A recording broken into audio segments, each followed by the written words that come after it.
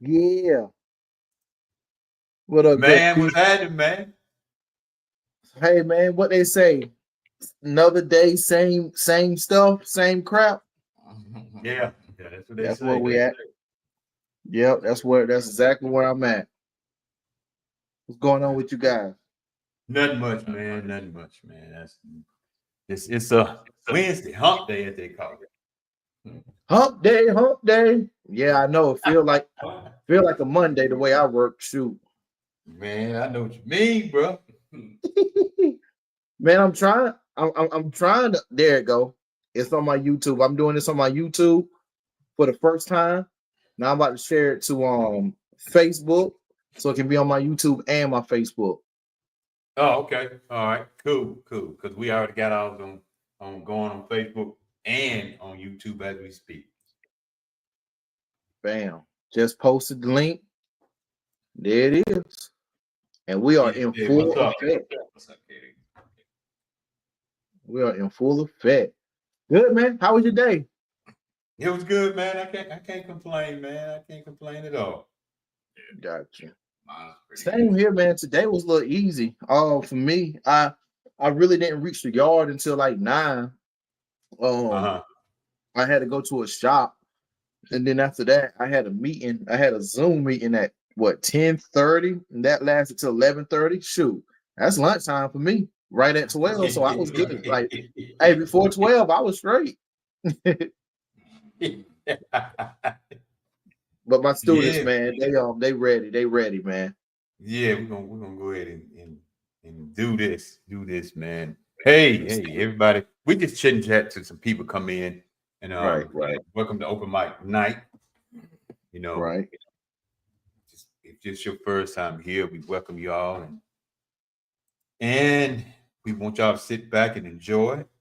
Comment if you have to, if you want to. He said, I'm Right. tired of work. I'm tired, boss. I'm tired. I'm tired, boss. Yeah. I feel you. Brandon, So man, you good to see you. Good to see you, Brandon. Good to see you too, bro. Good to see you too. Yes, sir. I'm gonna go ahead and I'm gonna put the link in the chat. I got it. I got it pinned in the chat. So anybody want to jump on, you can. Feel welcome. Feel free. We ain't here to Right. criticize nobody or judge anybody. We just here. We just talk about random things that's going on in this world, y'all. That's all we do. We just talk about some random things, and we just appreciate each and every one of y'all for coming on. Oh, Kitty, what Kitty say? What she say? She already getting it popping. So what topic for today? Oh, Kitty, we're gonna be all over the place today. That's why I just said, we'll just put up there to check this out because I got a couple videos I'm gonna play anyway.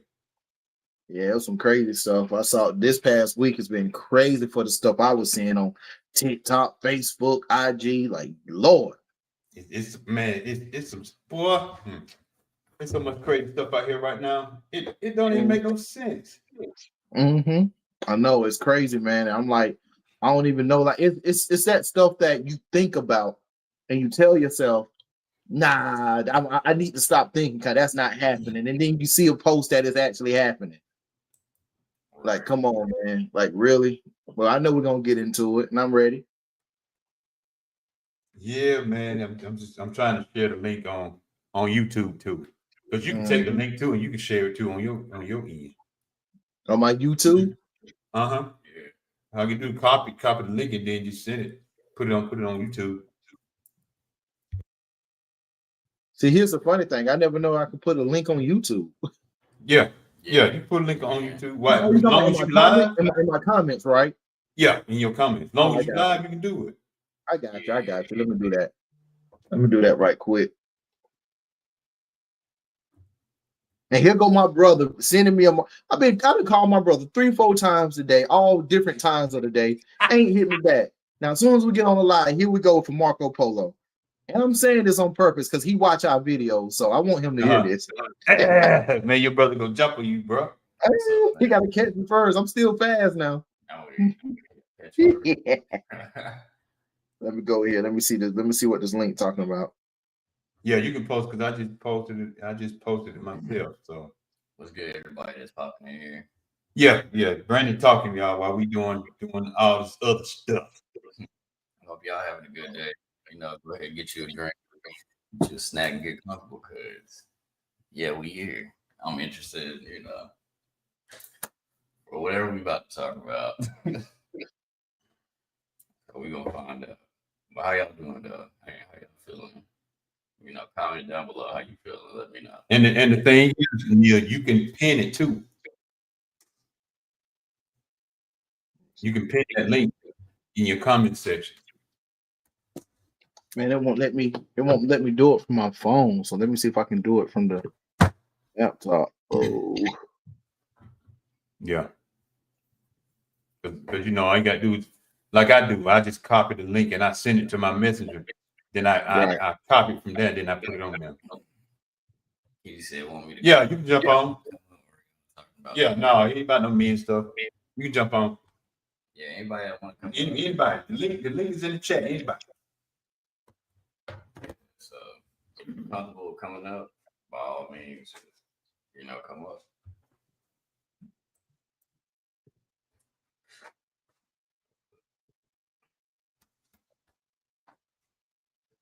Y'all almost like to see me do that a lot because I just finished eating. So, but we're gonna talk about some stuff, and it's a lot going on in this world.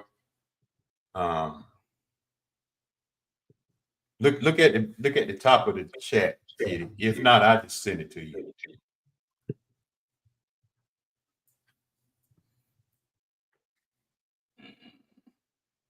But we finna get into it. Yeah, y'all. We had a little technical difficulties before we got on, so but that's how I do sometimes, y'all. That's just how it is sometimes, y'all. It's not. So it says, when it says live chat, it says join the conversation to interact with the creator and others watching the live stream on my YouTube. Let me see.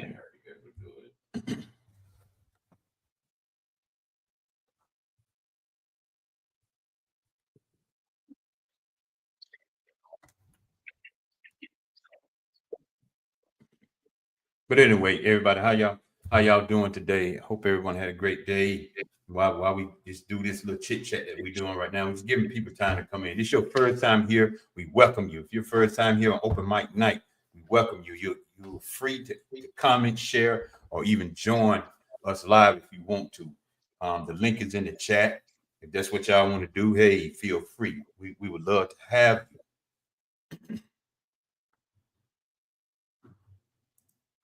We would love to have you all on.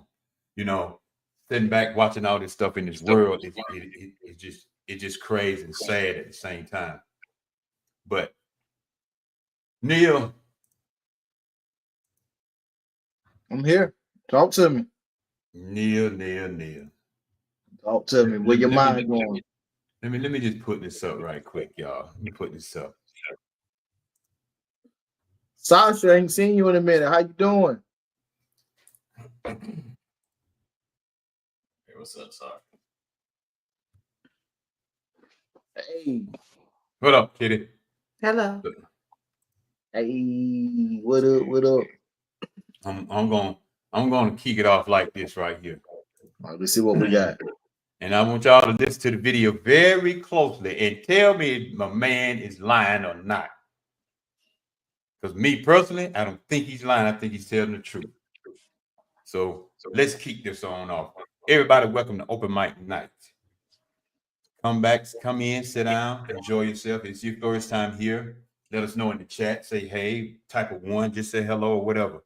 You like to join, the link is in the chat. If you like to join. If you can't get it in the chat, let me know. Send me a message on Facebook or Neil or Brandon or even Kitty, because Kitty don't pop up. Send in a message in the messenger, and we'll send you the link. But everybody, check this out. Check this out right here. Just seen the video so real, bro. The man said your funeral is gonna be way more packed than your birthday. He said people rather see you on your back than rather see you on your feet. Legit, like, bro, let that shit sink in your mind and really think about that. You don't get no phone calls, you don't get no checkups from people at all. But it seemed like when you die and when you pass, it seemed like majority of people who don't talk to you now, that's when they really, really knew you when you go to your funeral. I don't understand how it can be love when you die, but it's like when you hear, I'm here right now. Why the fuck I'm not getting the same attention? Like, it's so backwards to me, bro, and it's like it bothers me so bad, bro, to the point where it's like motherfuckers will treat you dead while you alive, but they'll treat you like you alive when you dead. You get treated like you in the fucking ground, bro, when you alive, man. You ain't getting no calls, no texts, no, man, let's hang out, man, how you been? Man, none of that. You don't get them birthday wishes, you don't get them congratulations and shit like that when you alive. But now everybody want to celebrate you and live your name up when you die. Bro, I just seen the video so real. Is he lying? Nah, he ain't lying. Not at all. Not at all. Not good, but I'll be all right. And he telling 1,000% truth on that one, man. People will pull out money in their savings. They will fly from hours and hours and hours away just to come see you get put in the ground. So you'll have like 1 or 2 days. 1 or 2 days. Oh, he was a good man. He was this and he was that and stuff. I'm like, how do you know? You ain't seen me in 20 years. And Neil, you know, you talk about that song. I do. And it bothers me. It really does, because it seems like everybody is manufactured the way the world want them to be manufactured, like that fake love. Like, I still go to family functions. I still go to Christmases and Thanksgiving, you know, but only a handful come. But then when I go to a family member's funeral, man, it's people I don't even know. It's people I ain't seen this, and then people that I do know, I ain't seen them in so long. And then let's go back to my family. I hope my family is watching. You know, we got family. I have family. Speaking about myself, don't come to Christmases. Don't come to that. Haven't seen them. But then as soon as an uncle, which is their brother or their sister, which I ain't got no aunts to pass, but which is their brother pass, they make a way. Here's how it's worked out. They pass away, and mostly within 6, maybe 7 days, the funerals happen. So that means in 6 days, you got everything together to make it from point A to point B. You was able to call out of work. You was able to scrape up the money. You was able to fly in, get your suit and get your dress or whatever, just to see them get put in the ground, hang out a day or two for the family, and then fly back. But you know, when my birthday, you know when Christmas is, you know when Thanksgiving, you got a whole year to plan for this stuff. And I can't stand the lie. We already know who the family is. I can't stand the lie. The lie is, oh yeah, I'm gonna be there. It's in June. I'm gonna just use Thanksgiving. I'm gonna be there. July. I'm gonna be there. August. I'm gonna be there. Get closer and get closer. I got to see what is. I got to see what my job talking about. I got to look at my money. And then they don't show up. Then they don't even show up. But you don't even let me. I don't even know you at my funeral, but I'm pretty sure you're there. I don't like it, man. It really bothers me. I'm gonna put this statement out, man. If you don't celebrate me while I'm here, don't celebrate me when I'm gone. Ooh. Yeah. I'm going with. Man. Ooh, let me stop. Go ahead and get it, Brandon. I mean, shoot, you ain't lying about that part. Even I know some of them ain't gonna like me for saying this, but even when my aunt passed away and all that, there was some people that I ain't never seen before, or you know, they were saying a bunch of stuff, and I'm just looking at them like, all right, bro. Yeah. I ain't never heard nothing from you. You ain't never came around or whatever, but no, that's Right. just me. But it's like, why you can't celebrate that person while they're alive, bro? You won't make time for them while they're alive, but as soon as they're in the ground, now all of a sudden you got all the time in the world. Right. Let me ask you this. Let me ask all of y'all this. You ain't seen me in 5 years, 10 years. Why the last image of me in your mind should be me in a casket? Sorry, in your mind, why the last image of me is me in a casket? got to get put in the ground. You ain't talked to me, you ain't spoke to me, we ain't seen pictures. You may seen Facebook pictures and stuff like that, but the last image that you're gonna have in your mind is me laying in the casket. Why would you even want that if we wasn't even cordial, if we didn't have a conversation, if we wasn't kicking it? You should have kept that memory, you should have kept that lively memory of me in your mind. I'm serious. Yeah, I'm serious. You know, it's tough. It's literally tough for me to go to funerals. Like, I mean, I'll be honest, man. My uncle went through my whole childhood. We didn't like one another, you know, for other reasons we can talk about on another podcast. But when I got older, I wanted the family to come together so bad. He had the biggest house in Ansonville. And I went to him. I said, hey, well, first I knocked on the door. As soon as he opened the door, he just stared at me for about 5-10 seconds. And then he welcomed me in the house. So I literally went over there to try to get Thanksgiving together. We mended our relationship. We talking about things was going on in the past, gave each other like the bro hug and everything like that. And that was it. Dude, how about a week later, he was gone? A week later. For me personally, I'm glad I was able to mend that, but I'm gonna be honest. And some family was mad at me. I didn't go to the funeral because after I mended the relationship with my uncle, I couldn't have the last memory of him in that casket. Now, Pete this now. Pete this. He was passed away in his house for 2 to 3 days before anybody found him. And when the paramedics was over there, I went over there and saw them bringing him out of the bathroom. So I'm already seeing him stiff like a board. Yeah. I don't want to see him in no casket. But the last memory that I do have that one, but I do have us mending our relationship. I really do. I really do. So I tell y'all people, man, if y'all really gonna go to the funeral, show up for them while they're alive. While they're alive. Yeah. Sasha said they always say, if you need me, let me know. But when you do, they are not there for you at all. Man, that's just gums bumping one another. They say that to make yourself sound good. It's so cliche at this point. They say it. Don't even think about it. That's just what you're supposed to say. They sound good. Go ahead, Kitty, before I say something. No, I'm agreeing. I literally have no other words. I'm agreeing. It's like I always say. During the time of someone passed, everybody is around. Everybody's there. Everybody want to come by. I'm so sorry. Oh, I'm gonna miss them. Oh, I'm gonna do this. I'm gonna do that. If you, like you said, if you need me, like Brandon said, if you need me, but you're never there. But then I always say people need you more after the funeral than they need you up until the funeral.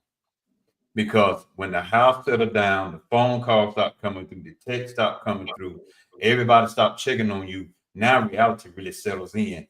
Now you sitting in them 4 walls, and now it keeps saying, man, my loved one is gone for real. But nobody's calling you now. Nobody's over at that house. Nobody's sitting in and text, hey, is you okay, man? You cool? It's almost a year later. You ain't checked back with me yet. But you say you love me and you there for me, and I got you if you need me. But then when I do need you, like you said, then they don't even come. But they spend that money, come from miles around just to come see you put in the ground. You might as well keep that money and stay where you at. I want to debunk this. When people go to the funeral, they say, I'm paying my respects. Is it paying your respects? Like, ain't paying your respects is showing up for them while they're alive? Yeah. Like, it doesn't make sense. Like, I know people, and I'm talking about family, but I'm talking people outside of family. Y'all beefed and bickered and like separated yourself. Did not mean your relationship. And then when they pass away, you show up. I'm gonna go ahead and throw it on you, the first one there. And you putting on this face to everybody, all the family. Oh, she was cool. They was good. Oh man, we're gonna miss her and stuff. Y'all ain't even talked since 1990. So how you gonna miss me? Right. It ain't even you go every day without even thinking about your sibling, without even thinking about your brother and sister. You got your own life going on. You don't even talk to your niece or your nephew. And I know I'm talking about personal, but we talking about this everybody going through this. This ain't just me. Yeah. So y'all take heed to this message. And so you got that going on, but as soon as they pass away, you the first one there. You know, let's take it another step further. When they pass away, you the first one at their house to see what you can get. You going through the closets. Because you know they got a stash somewhere. You going under the bed, under the pillows. You looking in all their pockets. Because we know older people, we know grandparents, they used to hide money in the pockets in the closet. So you going through the closet. Man, a friend of mine, wife passed away. And I'm glad you said that. A friend of mine, wife passed away. Went up to the hospital. He was like, bro, man, they gone, man. I'm like, okay, man. I'm like, couldn't really say nothing. So at the time, matter of fact, we was in Anson County at the hospital in Wadesboro. We was in there. The lady went in there and dressed her, cleaned up and everything. Before we took her to the morgue, I helped take the body to the morgue, helped him take the body to the morgue. So, but I'm sitting here, I'm looking at the sun. Neil, Kitty, I'm looking at the sun. You know what the sun was doing? Come on, your phone. This her pocketbook. He like this right here. This is, oh Lord, clenching the pocketbook. Clenching the pocketbook. Ain't no money in that pocketbook. But he thought some money was in there. Man, your mama's laying right there dead. We get ready to transport her to the morgue, and you clenching onto that pocketbook, holding on tight to something that's not even in there. And I looked at him. I'm like, bro, ain't nothing in that pocketbook. But you holding on to, ain't no money in there. If you came around your mama more often, you would know that your mama didn't never keep in her pocketbook maybe $5, $10, no more than 20. Right. And you know, older people buying's a little different, so keep just enough inside the pocket just to get out a little buying, a little bit of gas, maybe a little bit of food at the store. They don't keep hundreds inside that pocketbook. Nope. They don't walk around like young people do, and some of these people do, walk around pocket full of money. What you walk around pocket full of money for? Nope. You trying to act like you got money? You mess around and get robbed, bro. Right. The only time most older people I know have a pocket full of money, they just left the bank and it's in that envelope going to the house. Yeah, going to the house. Going to the house. Guess what he doing with it after that? Can they go pay some bills? Right, pay bills. Pay bills. No, man, I don't get it, man. I really don't. I was gonna wait and bring this up, but this is what I want to stop. Why, when a relative pass away, chaos break out in the family?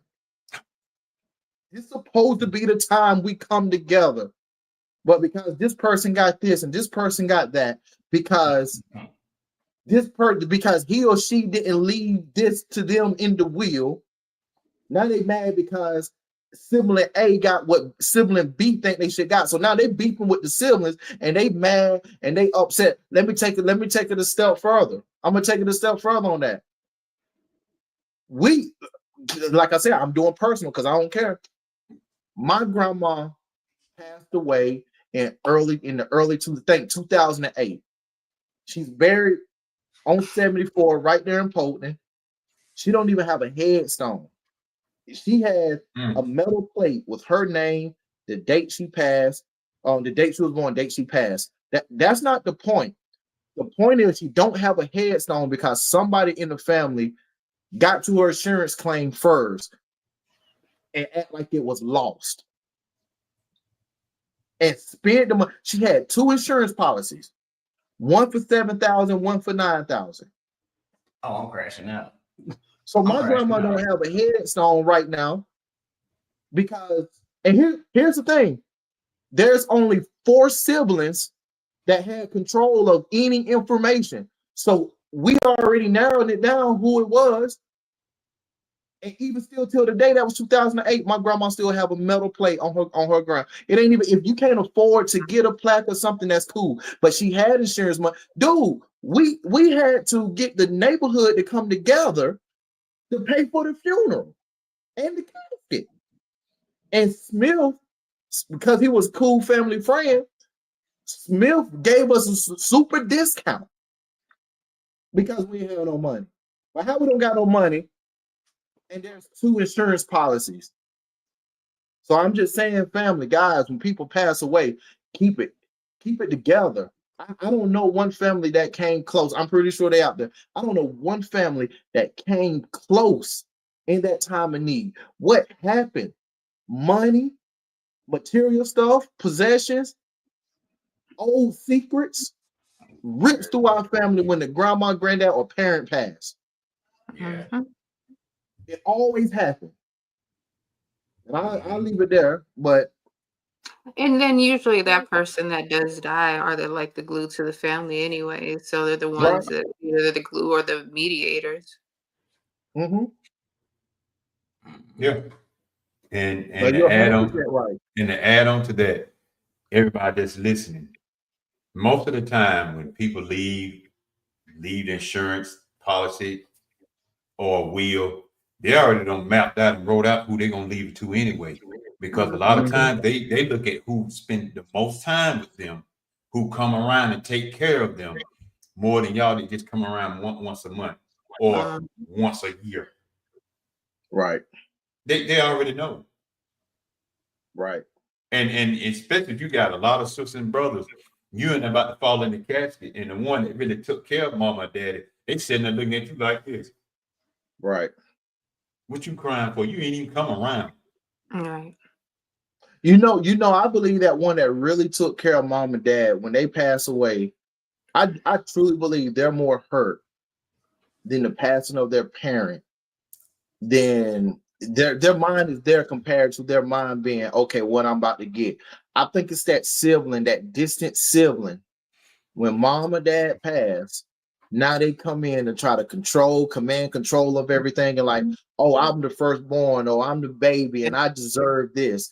And then the other one that's been there, that's really been there is fighting for their ground. And I have seen that happen in my family. I've seen that happen in other families. And it's just like, they make it about material and about possessions. But dude, you've been gone for 15 years. You ain't even checked on mom or dad. And now you coming back acting like you owe the world. And it's not, that's the thing. It's not about what's owed to you.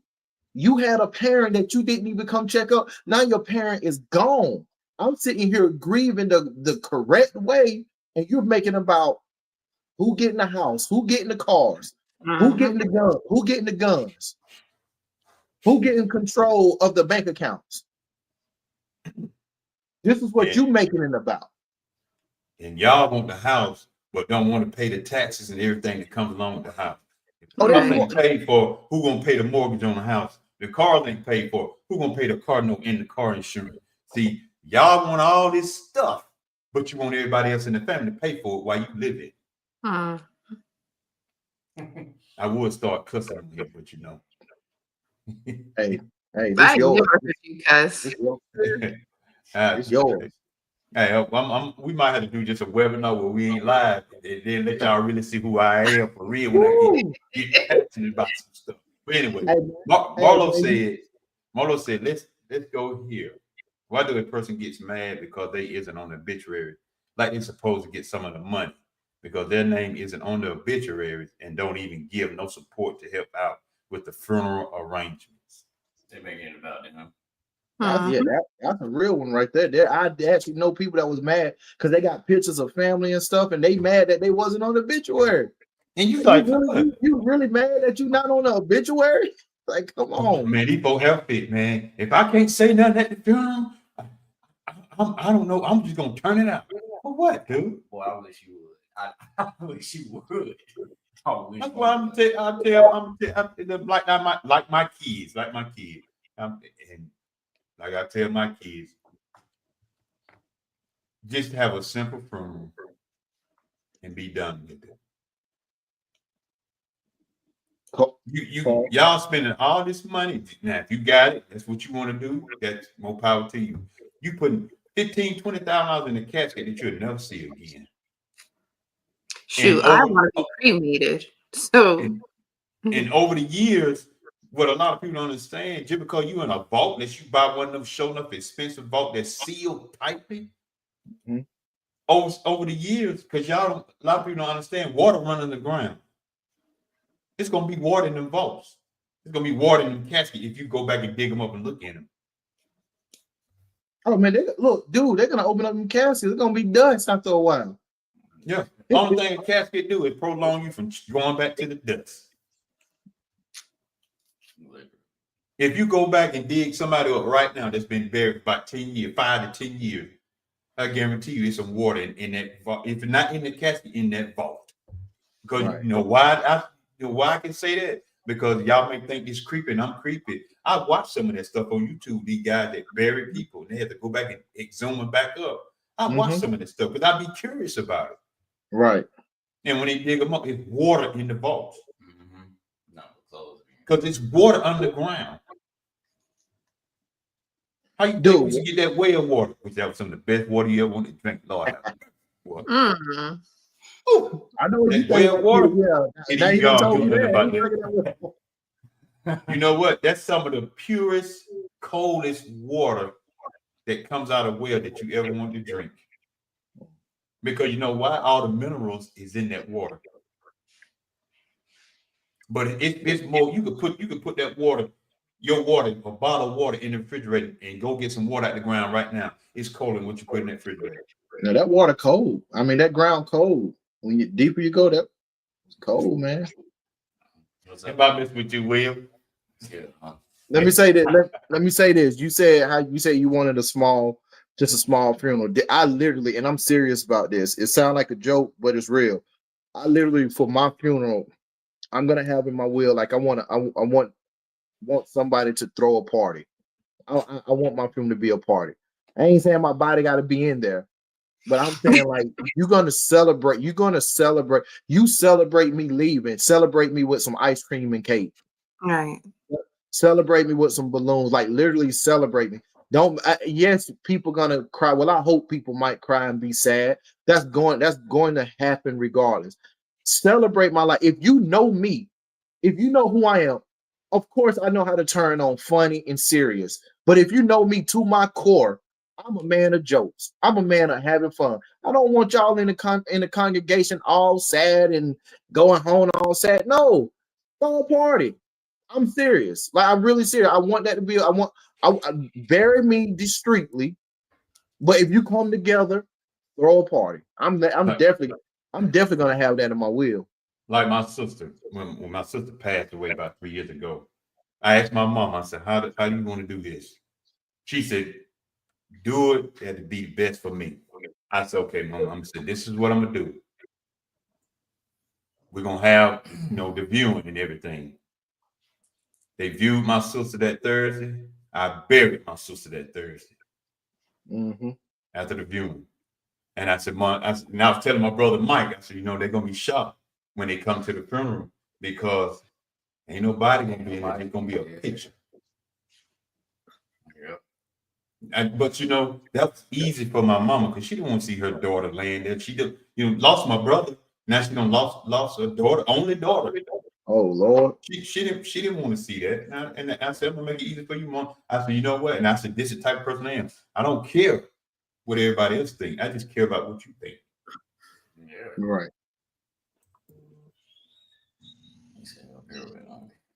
She recovered. Oh, yeah, too. I'm praying for her, man. So I said, what's up? I will say the funny thing about this conversation when a person passed away, why do they have to go to a GoFundMe when the funeral is packed with family and friends?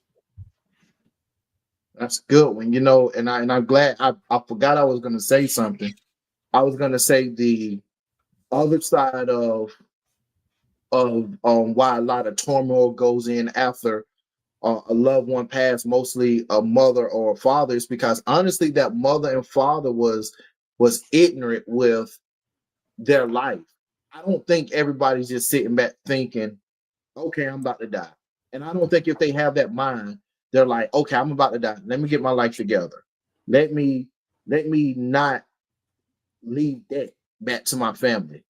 Let me not cause turmoil in my family to where that's where a will is supposed to be in place. There's a lot of families in all communities. This is not Black community. In all communities, father or mother pass away and there is nothing set in place. So now the siblings or close relatives have to come together and figure this out. And when they figure it out, everybody have their own agenda. There's family that doesn't even get to grieve because they got to figure out this funeral. They got to figure out what goes where, who goes what. And if you don't figure it out in a timely manner, who gonna take it? The state. The state gonna take. If you cannot come to an agreement on these legal documents, house cars and stuff, the state gonna come and decide for you. Yep. So I'm just saying. So like, if look, I'm gonna say this. I talked to my mom and my father not too long ago, and they told me they didn't want to prepare a will because they older now, they're in their 60s. They said to them, it feels like that they're giving up on life, and it feels like life is getting closer, and that's why they didn't want to do it. So I'm gonna be honest, I it's not notarized, but I started writing down what I'm leaving behind in my 30s, making it a habit. And I update it every year. So for whatever feeling you guys have, start doing it now in your 30s and 40s. You can even just start early 50s and start updating it every year. So when you get to the 60s and 70s and 80s, it's a routine. Don't wait until you feel like life ends is at your front door, and then now you start at that moment. Do it when you have a calm mind, a peaceful mind. But that's what happened. A lot of families get torn up because family didn't leave that part of their passing. They didn't leave that together, and chaos happened again.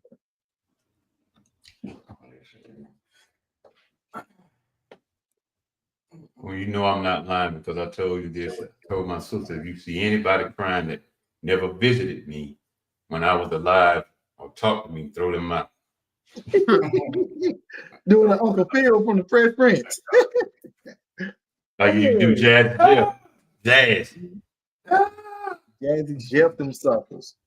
Here's another thing. Everybody just tuned in. Welcome to Open Mic Night. It's your first time here. Welcome. We welcome you. Thank you for coming, sitting down, listening, looking, coming. Here's something that I really can't stand. It's this right here. When people say, I'm not going to leave all that money to somebody, especially married folks. I ain't leaving this for my wife and have some other dude up in his house. Kind of dumb thinking is that? Right. Because life still goes on after your butt is gone. Right. You still got taxes paid on the land and the house. You still got, if the house ain't paid for, you still got a freaking mortgage. You still got light bill. You still got water bill. Taxes every year. So, and then why wouldn't you want to leave them some money to get them out of some type of debt? So why are you trying to, hey, I'm just gonna have enough just barely to bury me? Because you worried about some other dude laying up in there. Matter of fact, news flash. Really, they ain't got to wait till you dead if you thinking about that. They could take your money while you're alive and spend it on some other dude right now while you still living. You gotta wait till you die for it. They ain't wait till you die. Baby, I need $100. I gotta go pay for this right here. Here you go, bro. Here you go, honey bunny. Boo. Hey, on the side. Hey, another news flash. Your money probably was getting spent on another dude while you still was alive. You didn't know. Let me throw another news flash in that deal. Mm-hmm. Mm-hmm. You don't want to leave. You don't want to leave a big insurance policy. She already got a big one out on you anyway. You just Ooh. Oh, ho, ho. you just don't know Mm. it. You just barely got what $15,000-$20,000 put you in the ground. Maybe you might have about $2,000 or $3,000 left, but she got this other insurance policy on the side about $250,000. Mm. Because she knows No. your crazy, dumb thinking is like that because you don't want to leave nothing. So she got to take the extra step and precaution to get another policy on you because you don't want to leave no money. Oh, well, how she gonna get that? Well, she got your social security number. What are you thinking about? Yep. I guarantee you, if anybody And watches, another newbie flash. Don't get on her nerves because she cook your food. You feel me? But like that video I had, dude eating the food and Mm-hmm. I know it's gonna be probably something in here that's probably Mm-hmm. like Marcus and Angela. Go ahead, Joe. I didn't say they probably scared. Just look at that. They had deep thought now. Hey, like Marcus and Angela on Tyler Perry. What was it? Why did they get married? And she said, Marcus called Gavin and said, man, she cooked. She cooked. Because he's so used to not, because he's scared you go try to kill him. Uh-huh. Hey, that's why I can't do nothing wrong because man, my lady, she got so much free range. I let her do everything. Well, she can mess me up. I wouldn't even know until it's too late. Hey, I could. So I ain't out there doing nothing. Make my food. Drop dead at the job, and they're gonna call it a heart attack. That was planned from the house. Yeah. Everybody join in. Hey, welcome. Open mic. I see Marlo, brother Will, Travis just jumped on. What's up, Travis? Hey, what's up? Amy.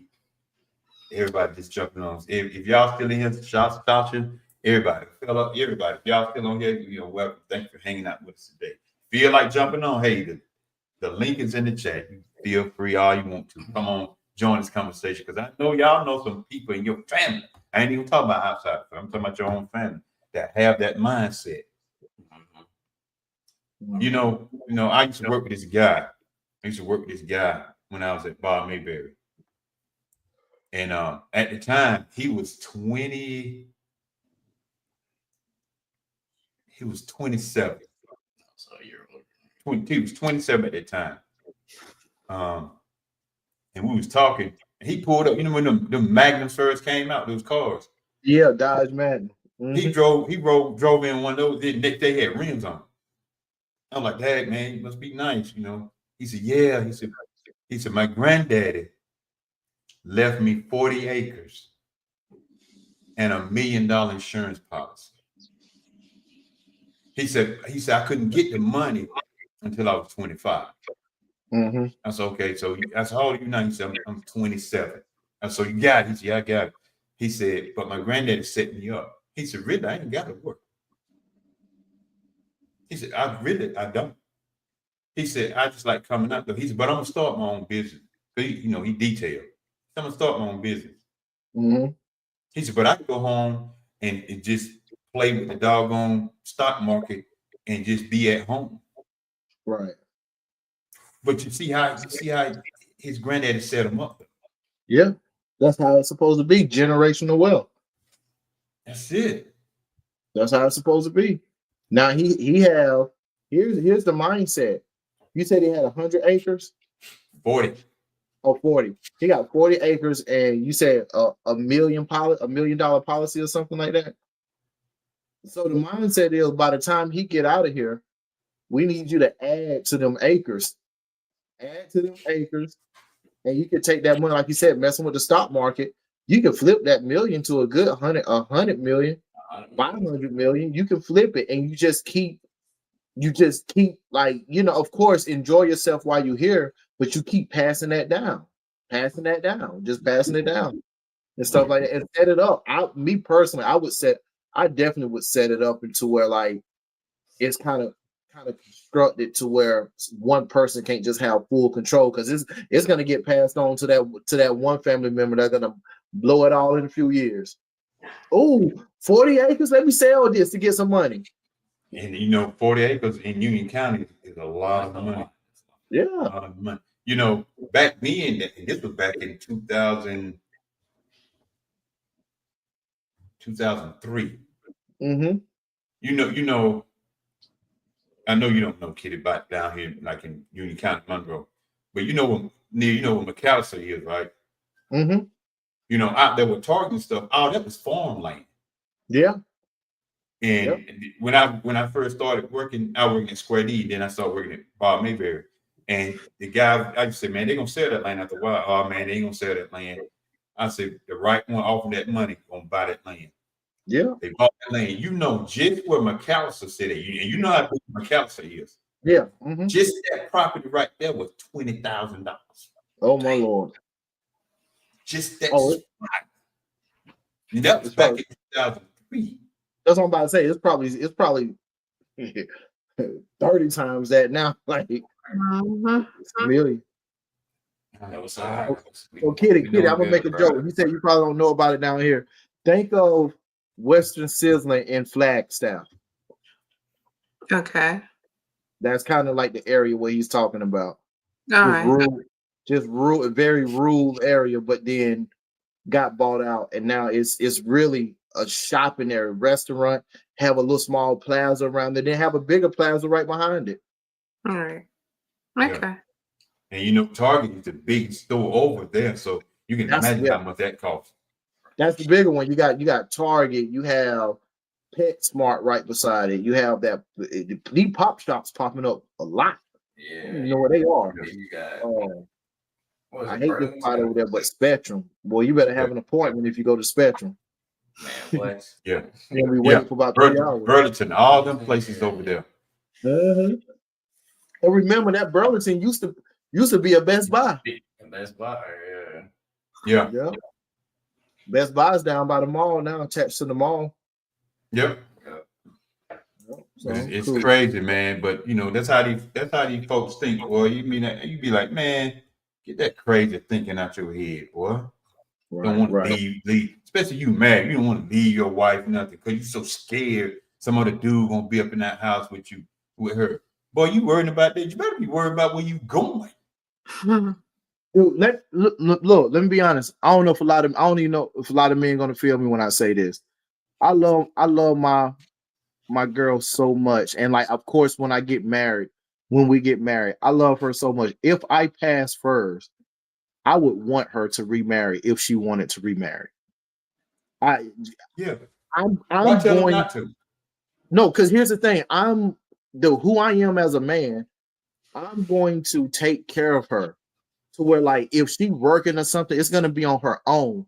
But financially, I'm gonna take care of her. So you telling me this woman gonna be with me for 30, 40 years? She ain't making no income like that to sustain what we have going on, and you don't want me to allow her to remarry? That's dumb. If her staying in a house and a car, a couple of cars, if that attracts a guy, okay, I still want her to be happy and I want her to be taken care of at the end of the day. Now I'm gonna have it set up to where she wouldn't have to remarry, but if she wanted to remarry, I don't want her living for how many years she got left in a broken heart.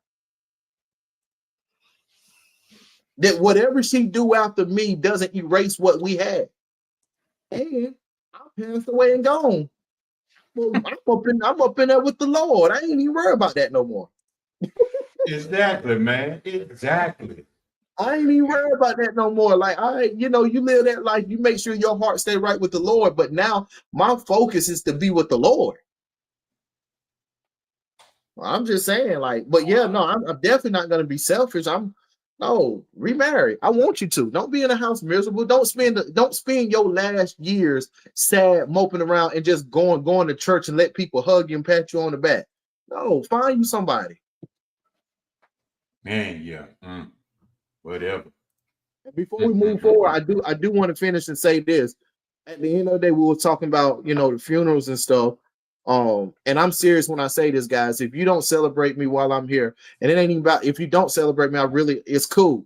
But if you don't celebrate me, if you don't show up for me, don't celebrate and show up for my funeral. Please don't. Mm-mm. Just put a like emoji on my Facebook page. That's all I need. Any words, Kitty, before we switch gears? Come on. Oh, don't be talking about switching gears. No, LeVar Ball got messed up for saying switching gears. Oh, I don't know if you know about that. I'm sorry. He got in it with Molly. He said we can switch gears anytime. He ain't been on Sports in a sense because they talking about it was a sexual gesture. Oh man, switch gears like changing gears in the car. Exactly. Like saying switching lanes. Anybody talking about switching women? Yeah, I seen that clip. It pissed me off. Molly, she gaslighted that clip. Yeah. We're gonna switch gears right here. Go ahead with it. Yeah, I know you don't have kids, but I'm gonna play this right here.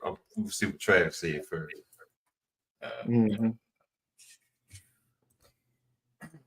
He said, I understand you, but my mom only been with my dad her whole life, and he passed 21 years ago.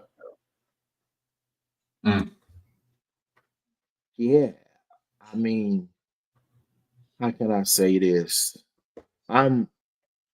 There's a lot of women that has the heart to say, no, I'm not marrying nobody else.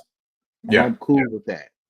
But there's a lot of women that have not married anybody else because their husband said, you better not marry nobody else if I get out of here first. And I'm not cool with that. Okay. I'm not cool with that because you gone. Let's be honest. I'm sorry. You gone. You in the ground. Your spirit is wherever it's supposed to be at. This lady is sitting back here by herself, could be lonely every night. That's why I'm gonna be hard towards y'all. Like towards y'all friends, I'm hard, Neil.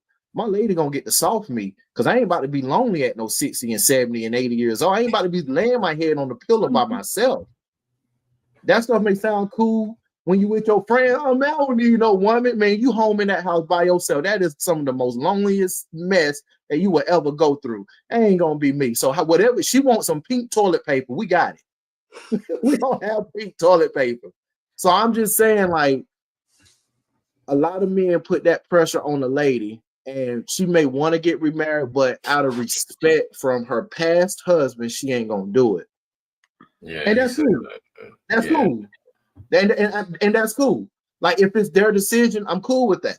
But there's a lot of women, and I'm saying for even in family member that I know and extended family member, they didn't remarry because that mindset. Yo, you better not. And you know what they say right after they say that? Oh, you better not. Oh, I bet I'll come back and hunt. I'm gonna hunt both of y'all. No, you won't. That's what they say.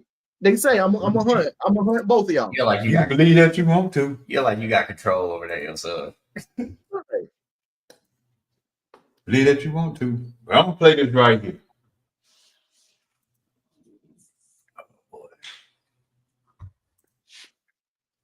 Ooh. I might have to start it over because it already started some. So okay.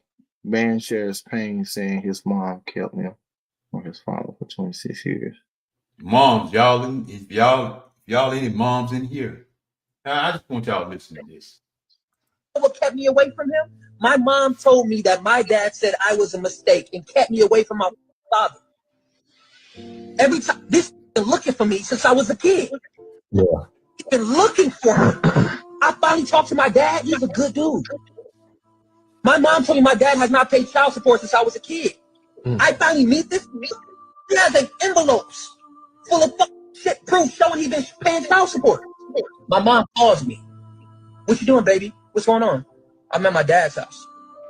What the you doing at? Didn't I say don't discuss family business? My dad bust through the door and snatched the. I was trying to no. He's like, hello? Put my son back on the phone. No, it's my son too. What do you want? Put my son back on the phone. And my dad loses it. Going in on my mom. And I'm listening to my mom. All that slapping, abuse, and beating me up, choking me when I'm on the floor, beating me, wrapping hangers around other hangers. My mom turned into a 2-year-old little girl when my dad started talking to her. She talked to me like a my entire life. He's yelling on the phone, you mad because I left you. And I didn't want to be with you no more. And you kept my son away from me as a weapon. Whenever my mom would get pissed off by my dad or my sister's dad, she would say, you will never see your son again if you disrespect. Kept me away from my dad. Yeah. Yeah. And there's some women that do that. I think this About comment what? was what we were talking about before this video, and it might also ties into this topic as Right. well. Yeah, Katie. Well, I mean, I was in a long-term relationship and he passed. It's now about to be the 3rd year that he's passed. He did tell me that he did not want me to be alone and he wanted me to be happy. So, yeah. I Yeah. wouldn't even be that selfish. That's selfish to me. Yeah. No, he wanted me to be with someone else. No, I'm not talking about. I'm talking about these guys that be saying stuff like that. Right. You worry about what I'm doing when you gone. Okay, I agree to all your terms. You gone. What you gonna do? Right. But see, you know, a lot of men can do that because that's how the woman heart works. When a woman is in love with a man and really in love, she will ride, she would do everything. He can say the moon is orange. And she'll validate that because she loved this dude. And so like that man would have that, I'm not saying he's doing it on purpose, but that insecurity about himself will bestow that weight on her shoulder. And she may not want to do it, but she loved that man so much. She gonna honor his wishes. I ain't gonna say she's gonna live a miserable life, may not live a miserable life, but she would live a life unfulfilling if she wants to remarry or get in another relationship. She will live a life unfulfilling because of what he said. Yeah. Yeah. And But this story right here, what you just played though. Yeah, I'm gonna play. I'm gonna play it again. But I got something for that. Yeah, I'm gonna play it again. Everybody just tuned in right here over Mike Knight. Welcome. Give a shout out to Shannon Rawls on this video on Instagram. You know, fair use and everything. But men, I want y'all to listen too, because you as a man, you may have your child, or you trying to hold your child from the mother. Now I understand if she's abusive. I understand the man abusive. I got that part. But just because that man or woman said they didn't want you anymore, you trying to hold that child as a pawn, that ain't right. That's not right at all. For 26 years. You know what kept me away from him? My mom told me that my dad said I was a mistake and kept me away from my father. Every time, this been looking for me since I was a kid. Yeah. He's been looking for me. I finally talked to my dad. He's a good dude. My mom told me my dad has not paid child support since I was a kid. I finally meet this. He has like envelopes full of shit proof showing he's been paying child support. My mom calls me. What you doing, baby? What's going on? I'm at my dad's house. What the you doing at? Didn't I say don't discuss family business? My dad bust through the door and snatched the phone. I was trying to no. He's like, hello? Put my son back on the phone. No, it's my son too. What do you want? Put my son back on the phone. And my dad loses it. Going in on my mom. And I'm listening to my mom. All that slapping, abuse, and beating me up, choking me when I'm on the floor, beating me with belts, wrapping hangers around other hangers. My mom turned into a 2-year-old little girl when my dad started talking to her. She talked to me like my entire life. He's yelling on the phone, you mad because I left you. And I didn't want to be with you no more. And you kept my son away from me as a weapon. Whenever my mom would get pissed off by my dad or my sister's dad, she would say, you will never see your son again if you disrespect me away from my. That happens.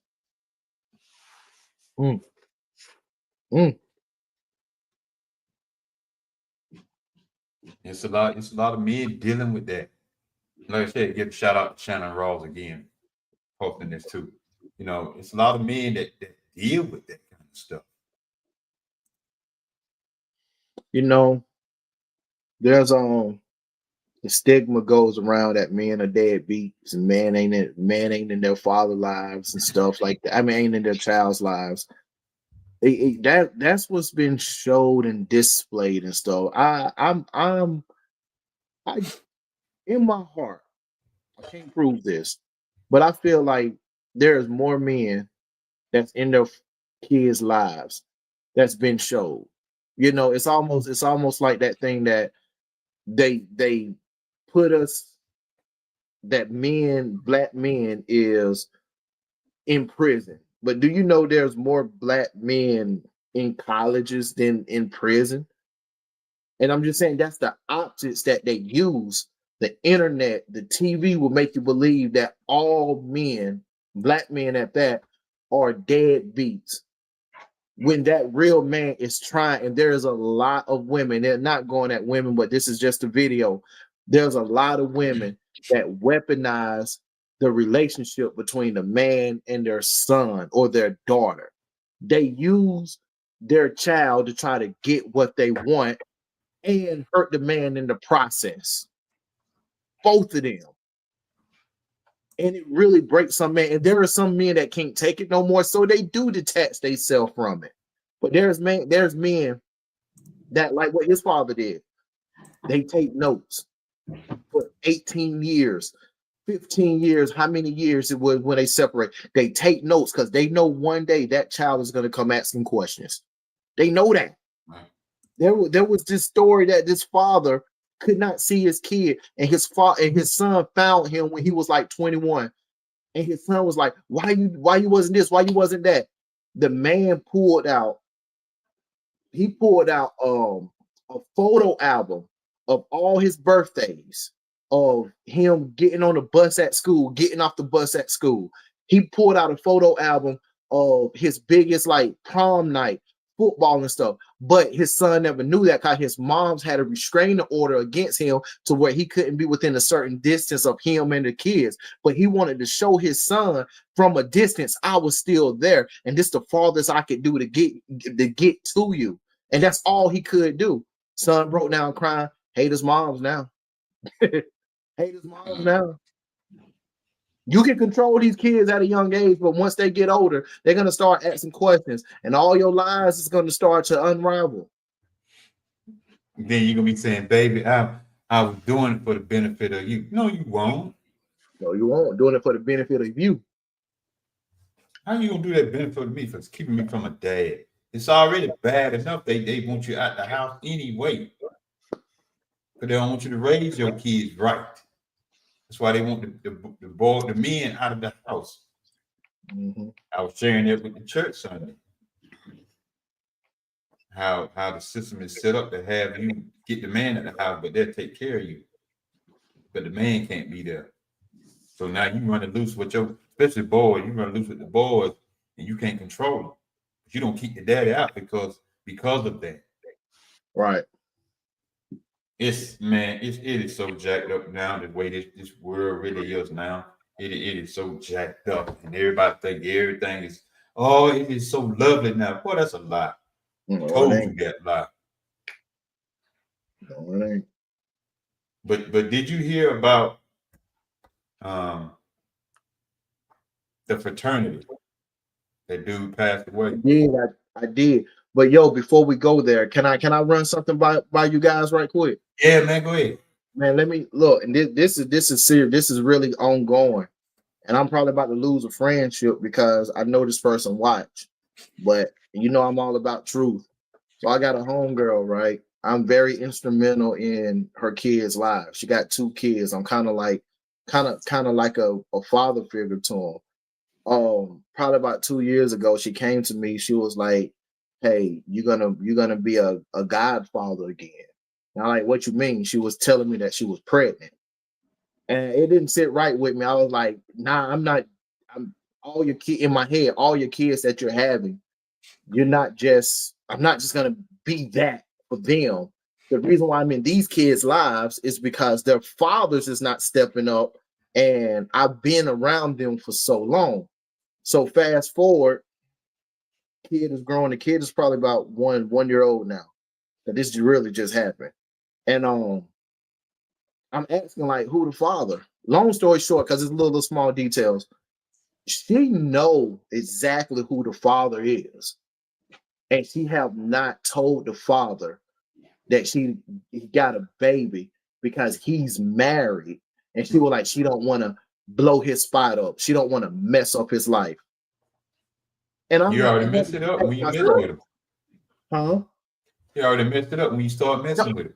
Exactly. And I told her, I said, no, he messed up his situation when he slept with you.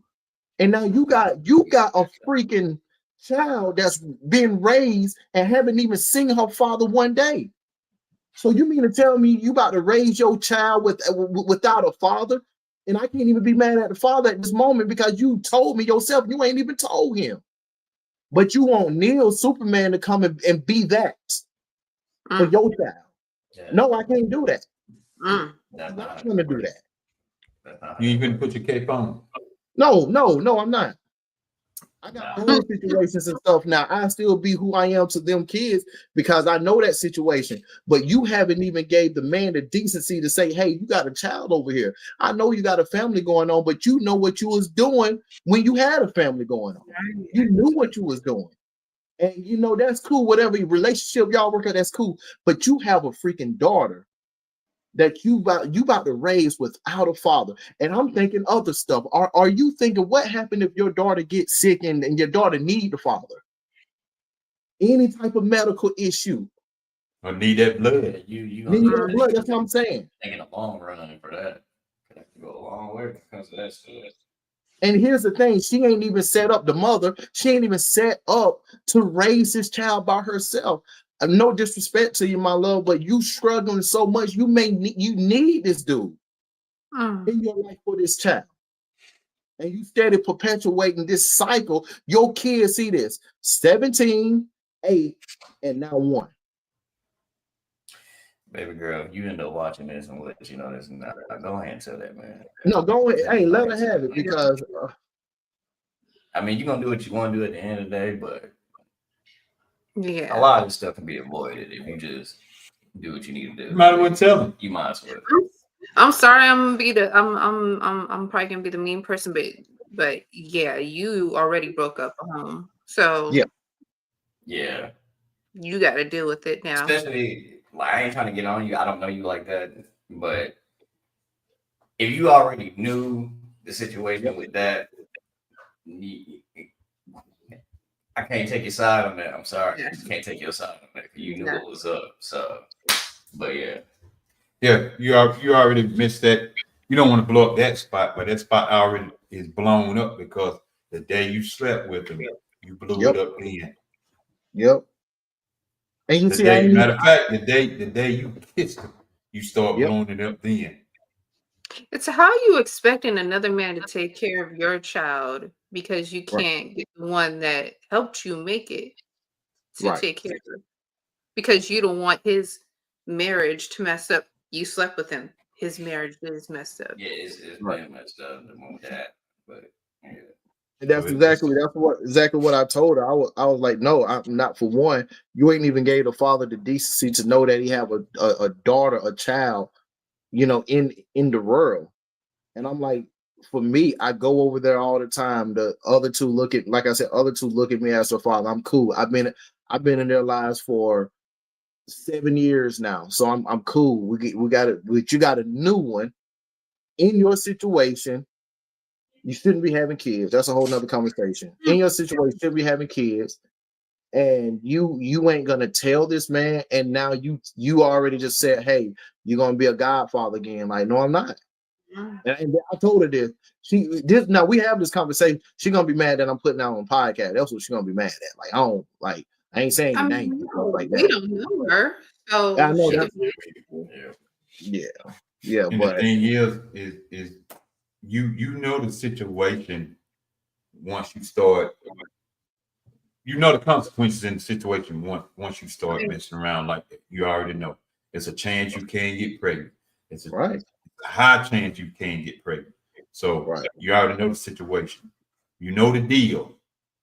Now, the thing about that, since you said you don't want to blow up that spot, You can't get in your feelings and get mad and then want to blow that spot up. You Right. can't. Right.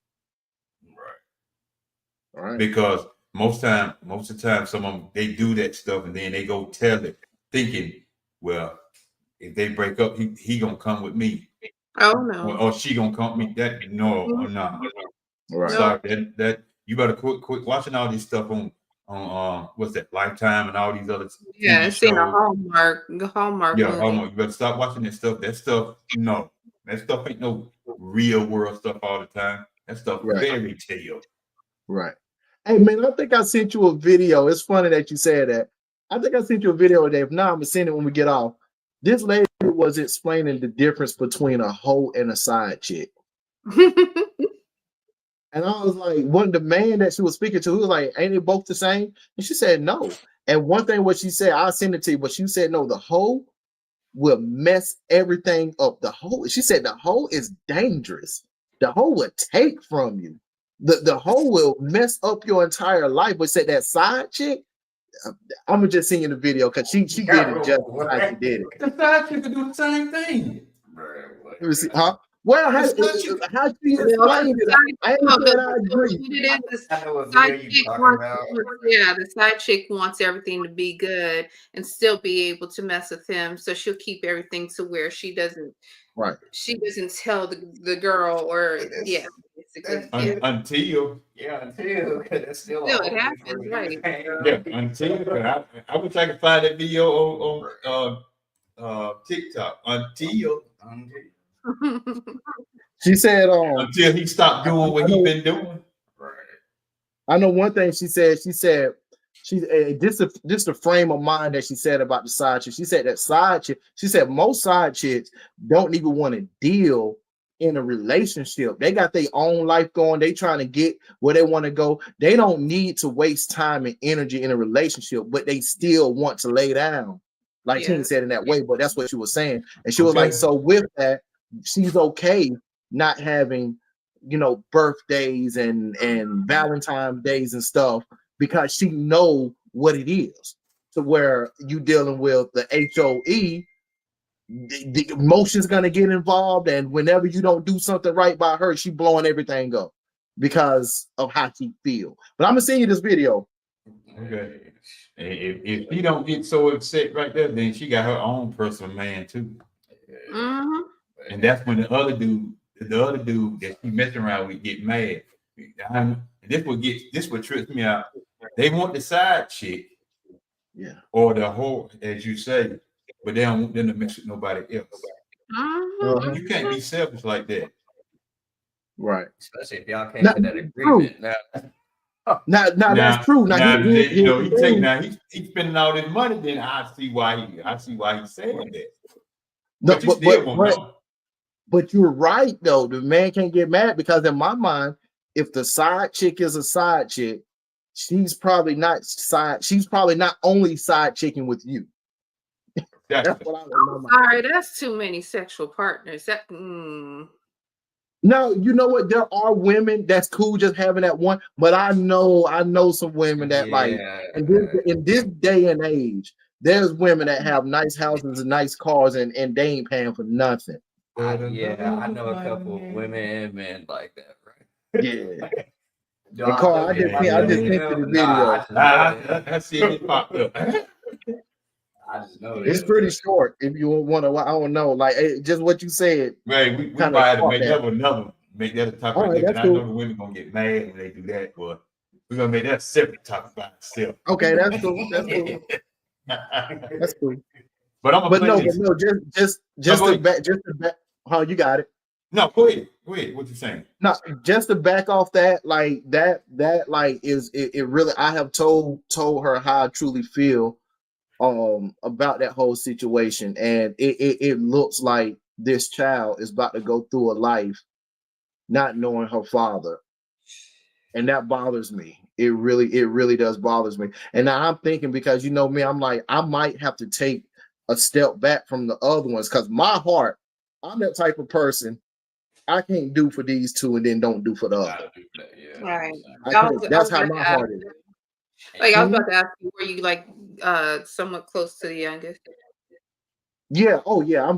the other two, I'm very like literally they probably would look at me like they probably would call me dad before they call their actual dad. The other two, but this other one, I'm gonna be honest, and this is new. She don't know. I have purposely not got myself attached to the youngest one because of her mess, and because this child has a father that she don't know, and she chose not to tell this man. So now my head is going out in the future as far as like, hey, I come pick the other two up and then leave the other one at the house.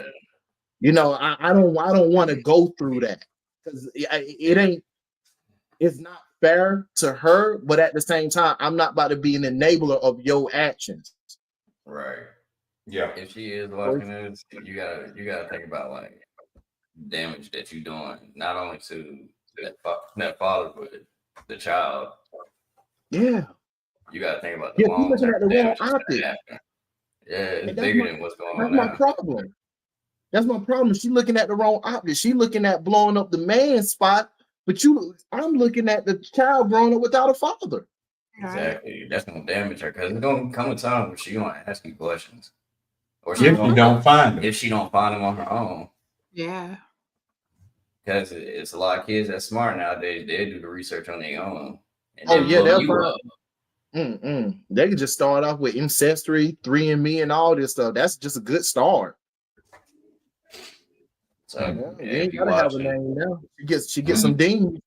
Get some dings on her profile. If you watching it, if you watching this, just do the right thing. Yeah.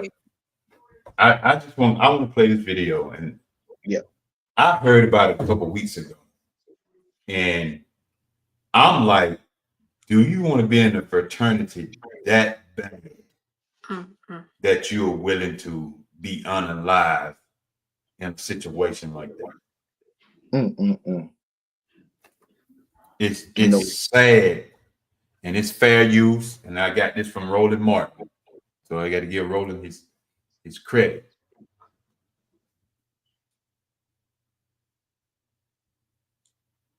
Authorities say more arrests are expected in connection with the death of a Louisiana college student.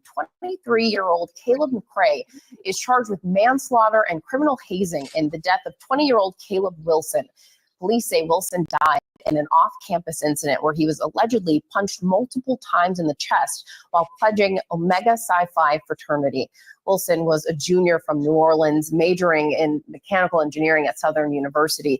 McCray's attorney saying in a statement, "I maintain my client's innocence and urge the public to withhold rushing to judgment until all the evidence is heard." Joining me now to discuss this is journalist Roland Martin, host of the daily digital show Roland Martin Unfiltered. Roland, thank you for being here with us. According to this arrest warrant, Caleb Wilson and 8 other pledges were lined up at a warehouse off campus where they were each punched 4 times with boxing gloves. According to police, McCray allegedly punched Wilson 4 times in the chest. Wilson collapsed and became unresponsive. Police say this was the result of hazing.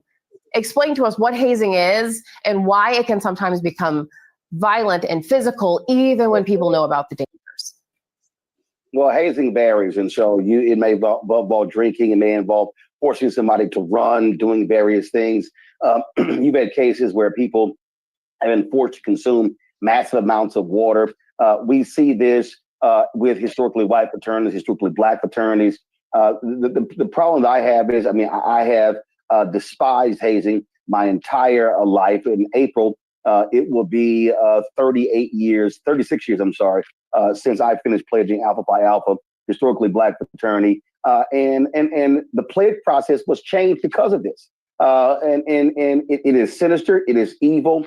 And the problem is you have individuals who have this mentality that in order for you to earn these letters, then you need to be beaten, you need to be made into a man. And so these things have been happening for years. It is almost bankrupt our organizations. We've had to pay out millions of dollars in settlements to fraternities and sororities. And it's high time it ends. This is a young black man who goes to an HBCU. My understanding, his father was a legacy, meaning he was a member of the fraternity, and he's returning home in a body bag. I'm sorry. That's not brotherhood. That's not manhood. Roland, explain why there is so much secrecy around the pledging and initiation process for so many Greek organizations.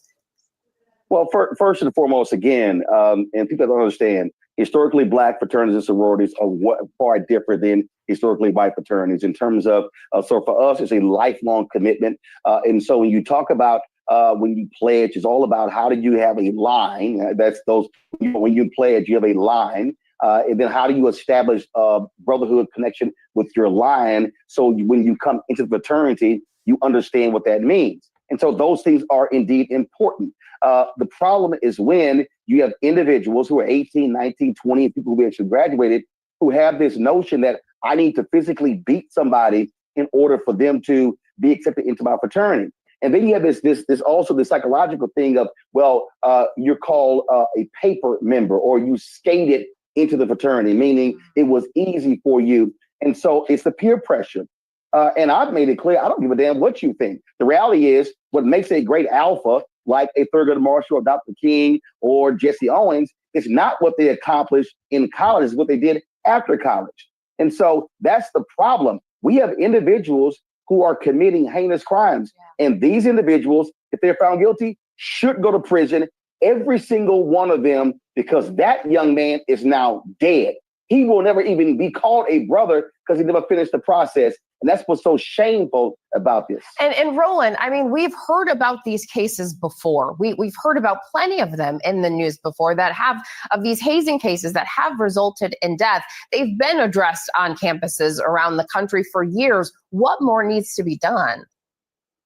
The only way you deter this is if you send people to prison, because every organization has changed the process. You have to sign agreements, and you name it. It's very clear. You have risk assessment. It's all of those things. But you have people who simply say, I went through this, so therefore you must go through this. And it's wrong. And it requires current members to say, no, you're not going to do that. You're not going to come to our campus. I don't care if you're a graduate of this chapter. You're not going to do those things. And this is the end result. And so then I hear members say, well, you know, Roland, you're so critical, man, we should keep this in-house. Well, guess what? When you kill somebody, it's no longer in-house. And so I don't want to hear that crap as well. You need members who have a zero tolerance policy and say, I'm not going to allow you as another brother to put our fraternity or sorority in jeopardy because you want to be an idiot with your actions. And so it is heinous, it is evil, and it must stop. So yeah, this man, if he's guilty and the other ones, all of them should go to prison, because again, that family has to now bury their son, and he will never be able to go on to do great things because of a stupid ritual of punching somebody in the chest. Nothing about that creates brotherhood. Yeah. Nothing about that creates manhood. It's wrong. But there is now a grieving family. Roland Martin, we appreciate you for joining us to talk about this morning. Support.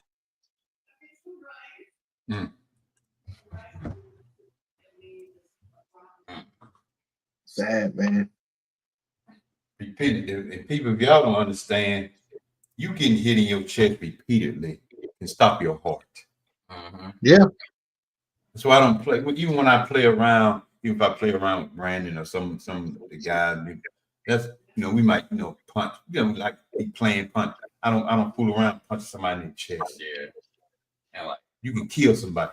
Especially I can unalive. Yeah, I can only speak for myself and other men as well that do the same thing I do with.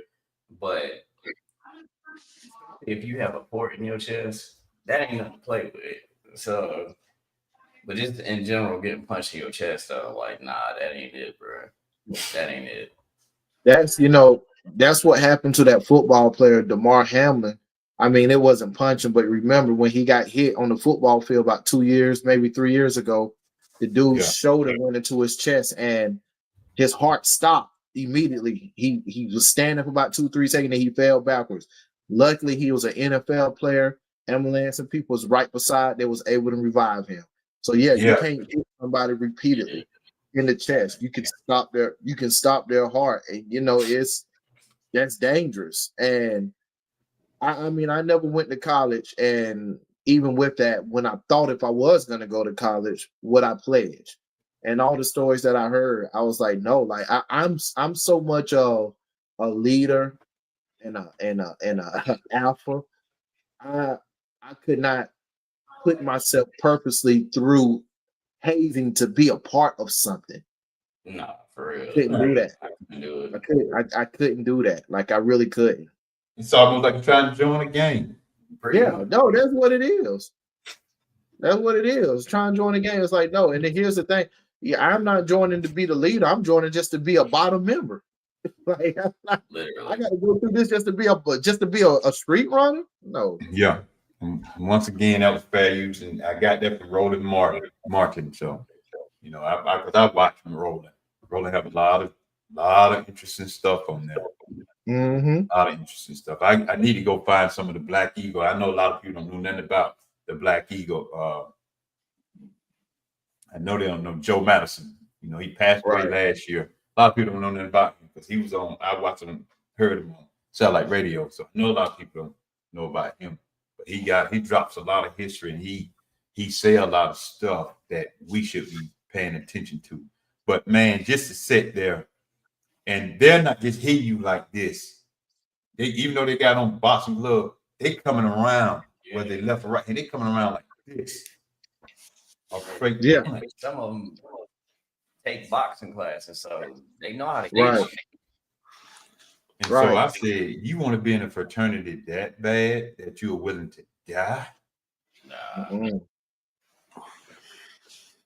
Not me. Not me. But you know, like they said, peer pressure, you know, it's I'm not saying these are the type of people that join fraternities, but a lot of people join fraternities to get some type of notoriety on their shoulders.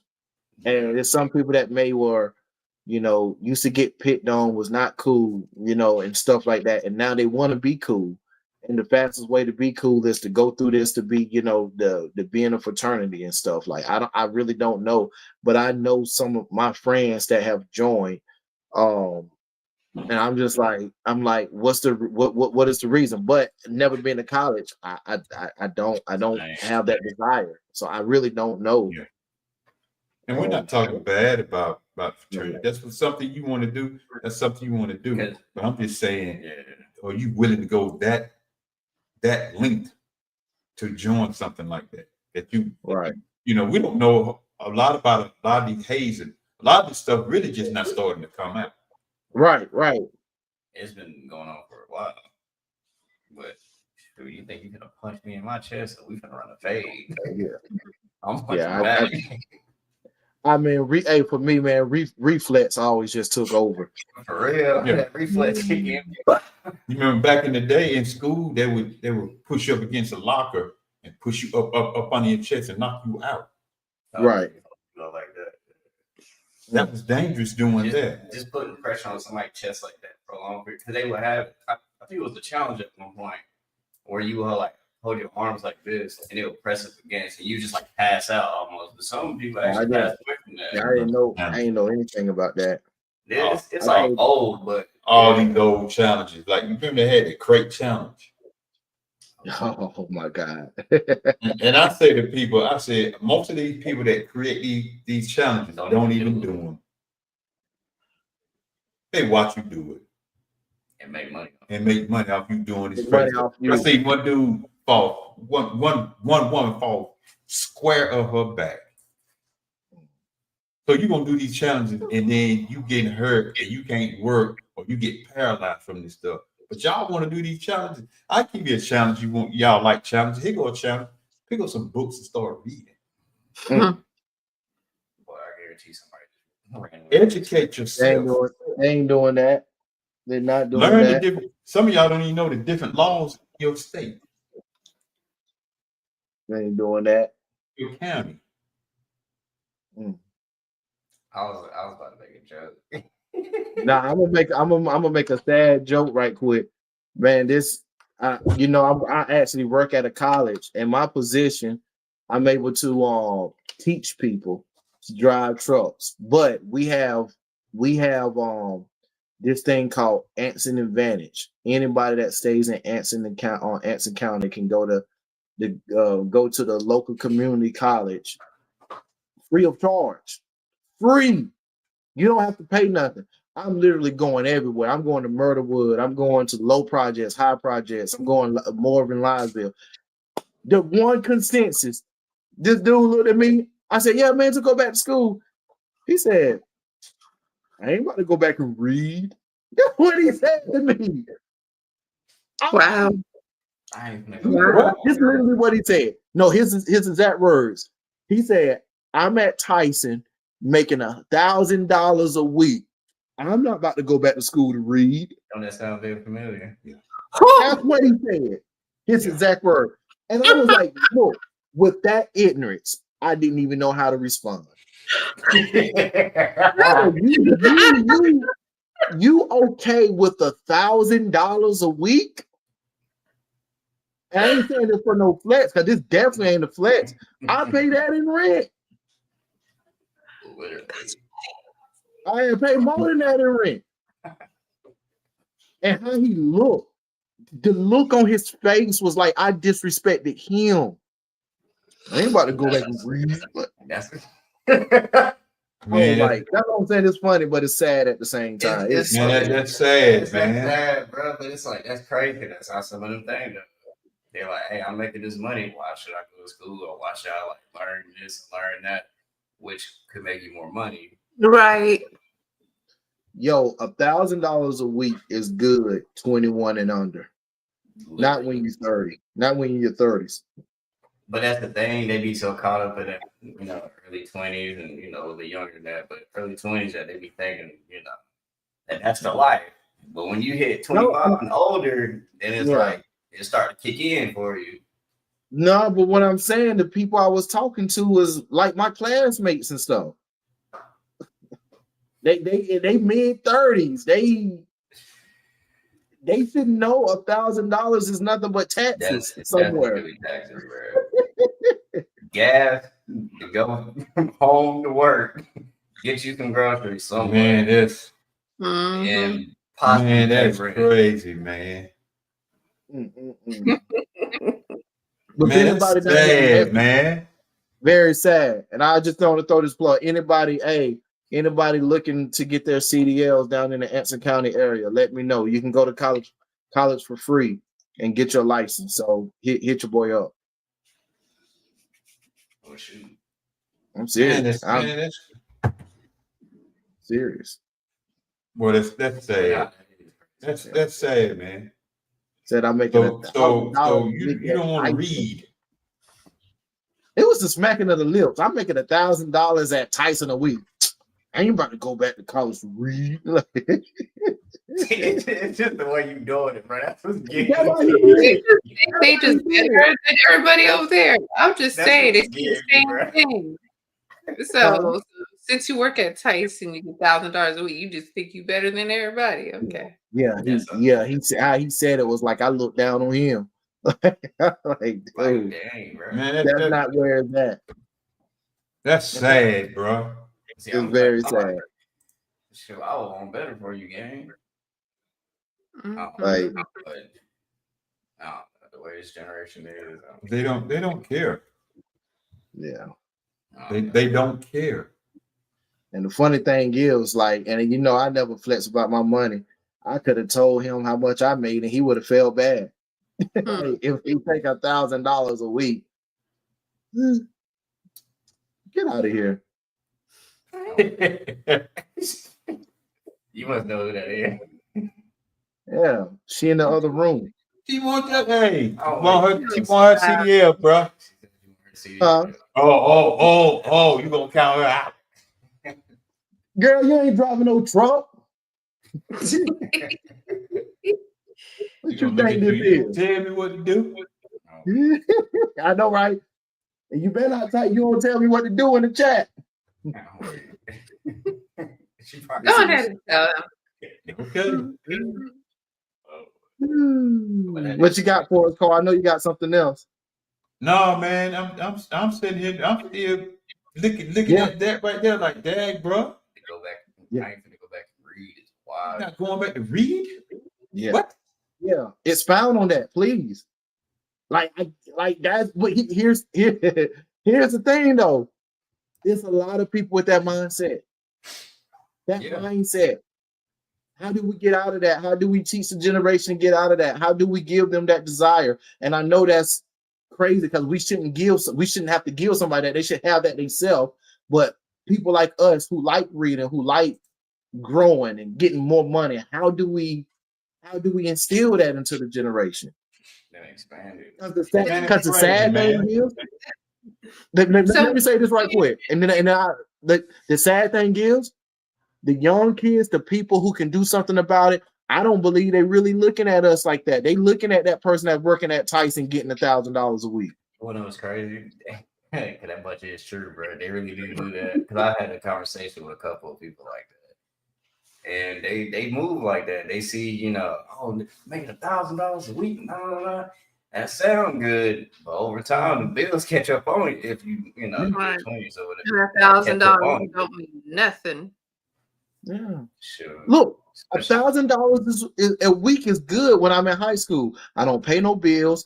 I can go get my Xbox. I got video games. I can buy a new controller. I still have I can go out that weekend. I can buy me some outfits because I'm getting $1,000 a week. It sounds good. Right. If you get your own place, like I'm saying, like right now, and I'm gonna be honest, I love my place.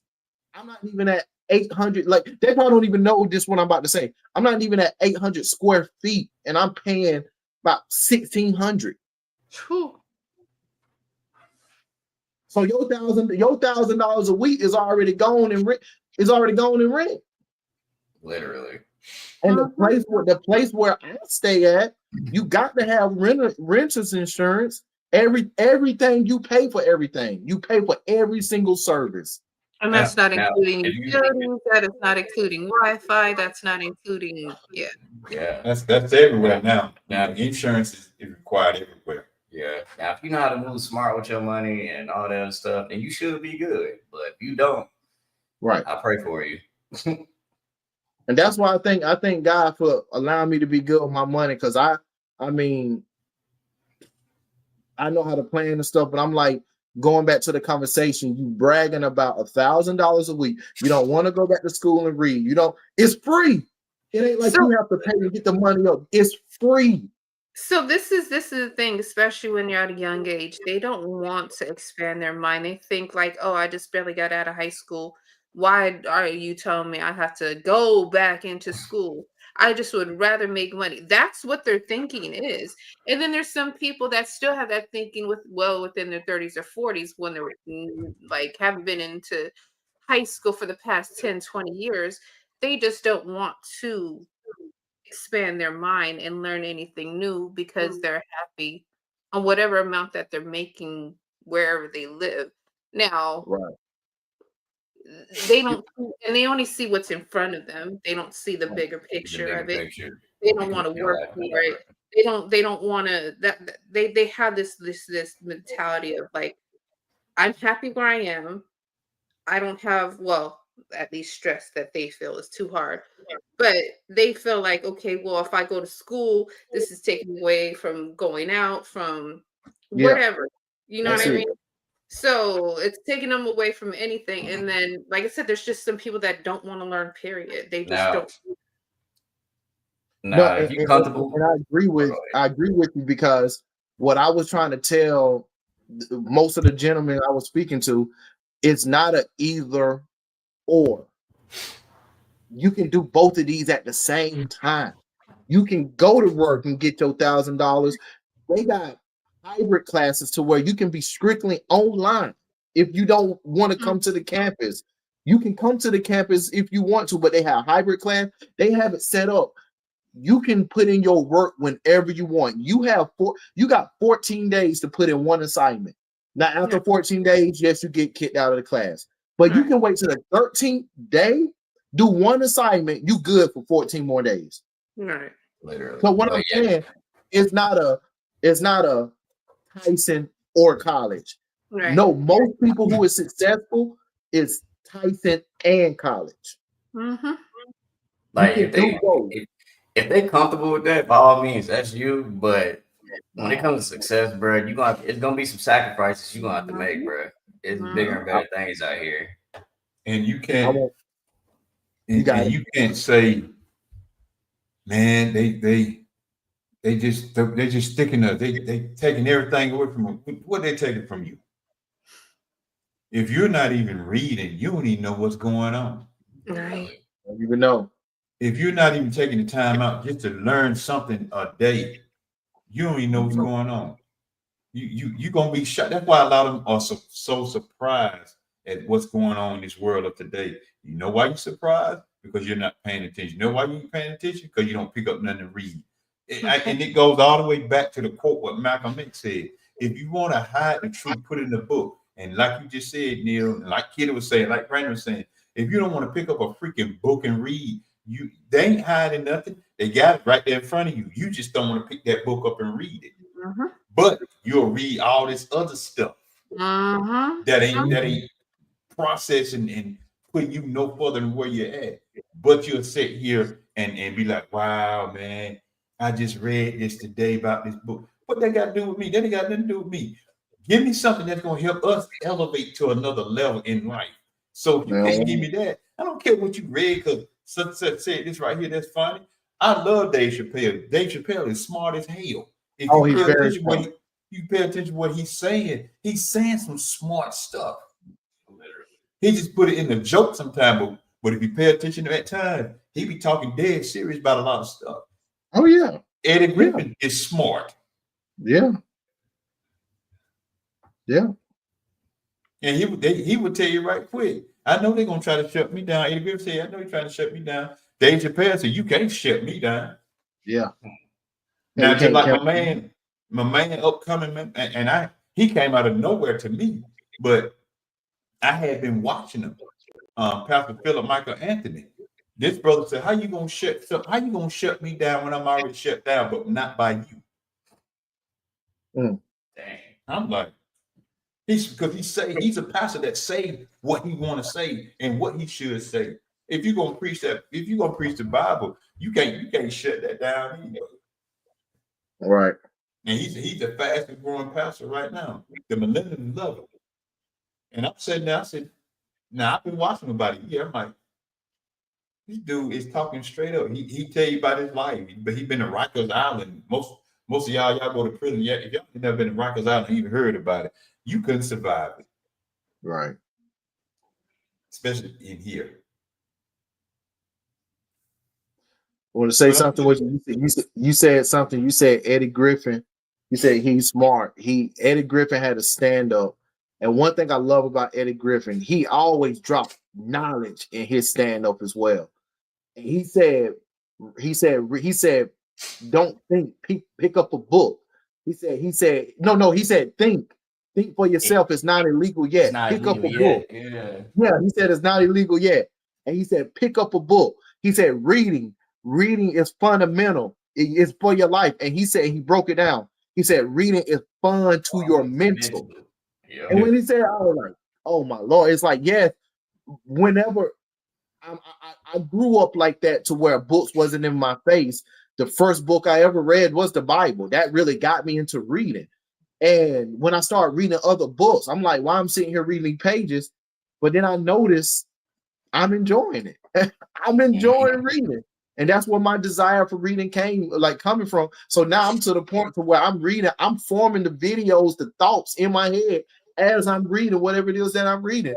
Oh man. And then you can have, I'm going off the rails now. You guys can have fun with reading. They got apps out here that you can download for cheap. You got chat GBT, you have Claude. You can put in a prompt. You can put in any prompt and it'll write it out. I got friends that have kids that read their kids' bedtime stories by making their own stories in Chat GBT. Yeah, and the kids love it. He got 3 sons. He say, hey son, what's something that you like? What's something you like? He write it down, put it in Chat GBT. Boom, he read it. So make reading fun. Is all what I'm trying to say. You don't have reading is not sad. Reading is not mundane. It's how you make it and how you look at it. Make it fun, man. Make it fun. Anything that you read, make it fun. Look up statistics. You like talking about numbers and talking about people live. Look up statistics of cultures and whatever. Just start from somewhere. Let something spark something in your mind so you can get more knowledge and you can grow. Your brain, your body gonna shut down. Your brain is the only thing in your body that can keep growing every single day. That's right. And so you need to read. When you 85 years old, your brain is still growing. It's still growing. 100, your brain is now. If you do nothing for your brain when you get there, may not. But if you start now, crossword puzzle is a beast. Nah, for real. Yeah, for real. Because I do it. Out of my phone. Because I be doing. You know what? And since I'm glad you said that, because one thing about my mama is 92 years old. My mama read and my mama do crossword puzzles. She to keep her mind. Bro, when I tell you she be going through them, she be going through them books. She be going through them books. I'm talking about she'll probably go through 5 within like maybe a week or 2. She be going through them. And she'll say, I gotta go get me another book. I'll be like, what about the book you just got? I'm finished with that. That's done. God dang. And mind you, she be taking off and going other places too. So she keep her mind motivated and in motion. You know, and I was talking to somebody today. I said, you know, that's why a lot of people they have Alzheimer's. They stop doing and reading and stuff when they get older. They just sit there and just watch TV. TV ain't teaching you nothing, not like that, unless you watch something that is very educational. Just like we talked about one time before. If we look at TikTok in America and TikTok like over in Asia somewhere, it's 2 different TikToks. Yeah, 2 different. There's 100% educational, learning, educational, and we wonder why these other countries like China is 5 years advanced, because they advance because they are reading, they are studying. If you look at some of the students that are here in the United States, you don't see them too much doing a lot of the entertainment stuff. Them boy got a book, and sometimes their book is about that dog thick. You be like, man, you said that? I got to read all this. But and so they educate themselves. And you wonder why they know so much. It's because they educate themselves. Now, here's the kicker right here. People get mad when you're educated. Because the first thing come out of their mouth, oh, you think you're better than me. No, I don't think I'm better than you. I just read more than you do. Yeah. You know, some people don't even know the definition of ignorant. When you say they ignorant, they think you disrespecting them, but you can be using it in the proper term. So like you call somebody ignorant. Oh, what you mean they ain't ignorant? So like I think in the black community, ignorant just means dumb. Like you dumb, man. And we attach it to loud and whatever. Go look at the definition of what ignorant means. Go look. I'm not talking to y'all. I'm just that's what I'm telling them. Go look it up. No. If I'm using it in a proper context, I'm using the proper content. Now get your tail a book to get you some knowledge. Yep. And do it with ease. That's why a lot of some of y'all go to court or y'all get pulled over by the police. Y'all don't know what to do. Yeah, because y'all don't educate yourself. They are literally telling you what the process you should do if you get pulled over, especially at night. Where they just killing her because they want to kill her. Everybody ain't killing you just because unalive you, just because they want to unalive you. They're not doing that sometimes. Sometimes you provoke them to do it. And I know a lot of people don't like to hear that. And I know that just took a stab at somebody. Sometimes you can provoke them by saying certain stuff and reaching. When they tell you, put your hands out the window. Why I got to put my hands out the window? You got a gun in your car. That ain't none of your business. Okay. Shoot, the moment you move your hand, boy, it can go bad. And for a lot of y'all that don't know, the reason when the police come up the side of your car, he touching the car and rubbing his fingers all the car, that's leave a fingerprint just in case something happened to him. I got another one. With my job, we bring out a DOT officer to do an inspection, and literally he just told us this last week. He said another reason why when they come up to the car, they touching it and they're close to the car. Because he said the closer you are to the car, the harder and it takes longer for somebody to stick a gun out the window to turn around and try to shoot. Yes. So if they walk it off, then I can just aim and shoot. But I'm close to your car. because it's harder for you to. You can stick it out, but you have to turn your whole body and your wrist to even try to shoot me. So I never thought of that. I know the one about the fingerprints and stuff, but I never thought of that until he said that last week. Yeah, I never thought of that either, bro. And to turn the bright lights on, you can't see when the lights are bright in your mirrors. You can't see, and he come up the side of your car, and you still don't see him, right, or her. But they do that too, just so they can see how many people in that car if your windows ain't tinted.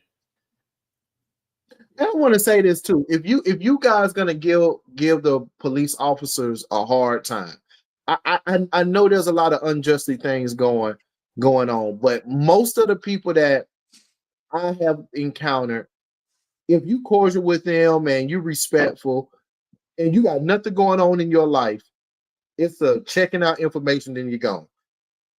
If you're going to be that combative person, make sure your stuff together. Don't be arguing and then your license is suspended. Don't be arguing that you don't have insurance. Don't be arguing and the car is not yours and you don't know anything about this car. Don't be arguing and your license is suspended or revoked, and your license, you haven't renewed your license in 3 or 6 months. If you're gonna have that much venom for the cop, you got to be A1. You got to be A1. All your stuff got to be together. So you're here talking junk, saying why I'm doing this, why I'm doing that, when they already ran your tag before they pulled up. Or you got a warrant before you pull it up, and they know who you are. They know if you have warrants or anything are going on before they pull you up. Now some of them still got to run your license for warrants and stuff like that. But if it's your car and you're in the car, they know everything they need to know about you. And here's another kicker. Some of them, when they pull your record, they even know where you work at. Yeah, I'm gonna pick you up tomorrow. Because your name and just about your whole life is in there. Yeah. Mm-hmm. Yep. Because I got pulled over one time and the guy pulled and ran the tag, and I was driving one of the cars from work because I had to drive it home, put some miles on. He ran the tag. He said, "Oh, you work over here at the Honda place up there?" I'm like, "What?" He said, "Yeah, you been there." I'm like, "What? How you know all that?" He said, "I just typed it in."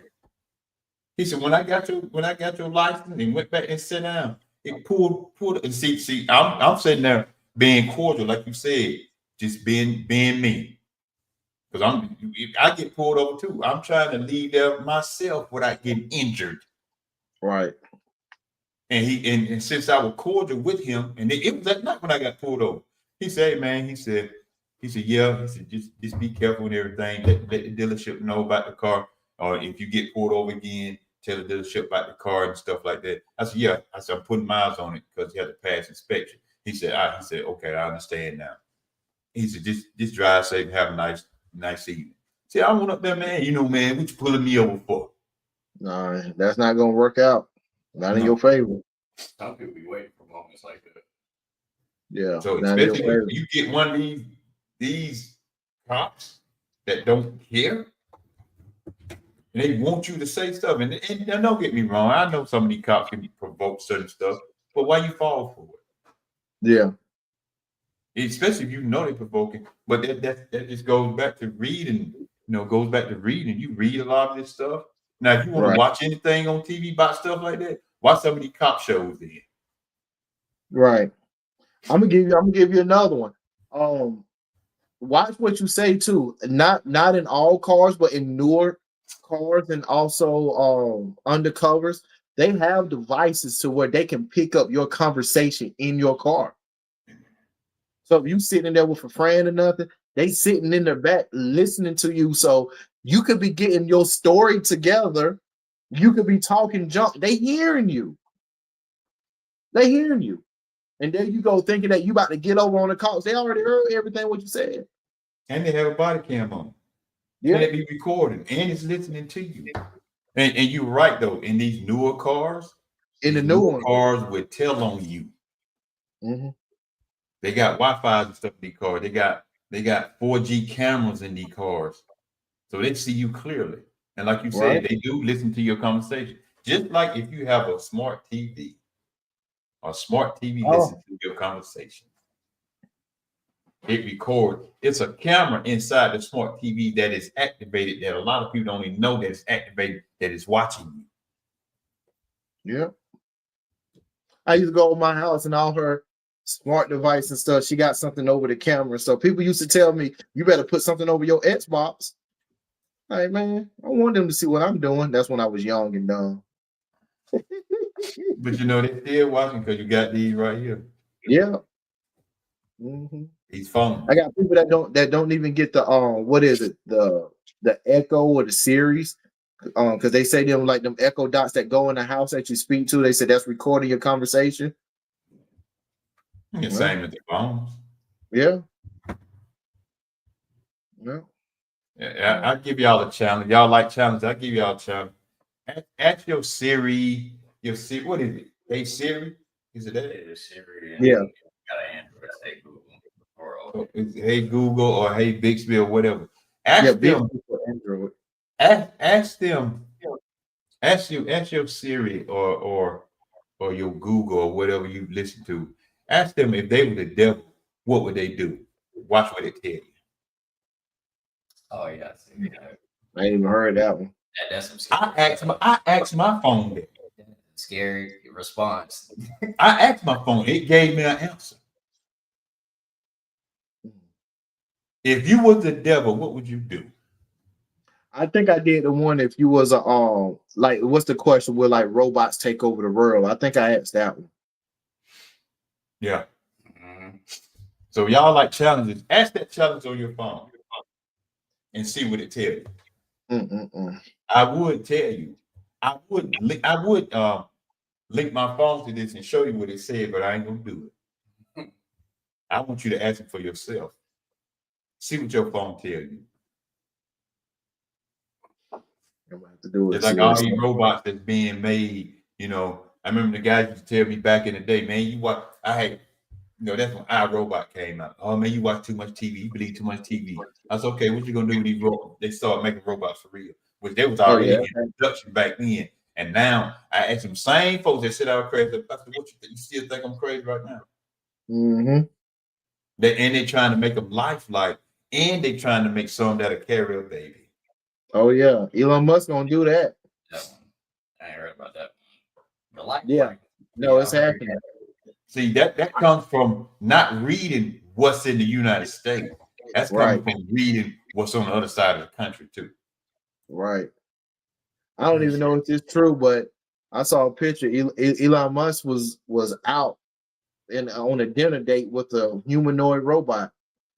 Face look like a woman, arms look like a woman. It's still robotic down here, but like look real. I'm just like, Lord, you just glance at it, from a distance. Brenda said Google talk back to me. I'm not talking to it. I'm in my house. Sure. Can you imagine being in the house? You just say something and he just talk back? No, that's all right. I'm good. It'd be like, what you say?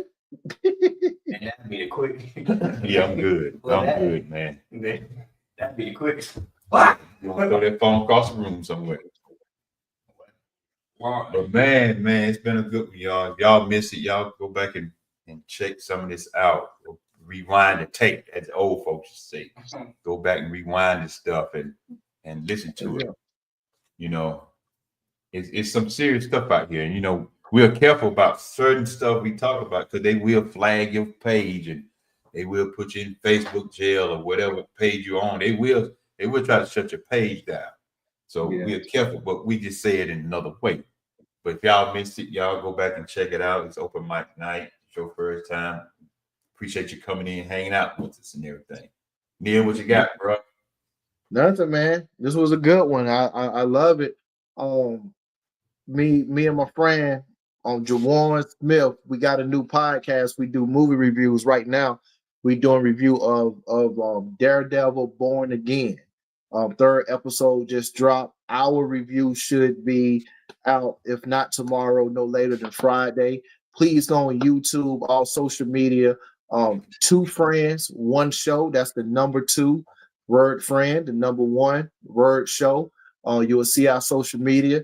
And we just started. We started off with Captain American, Brave and the I was about to say the Brave and the Bold. That's Batman. Captain American, A Brave New World.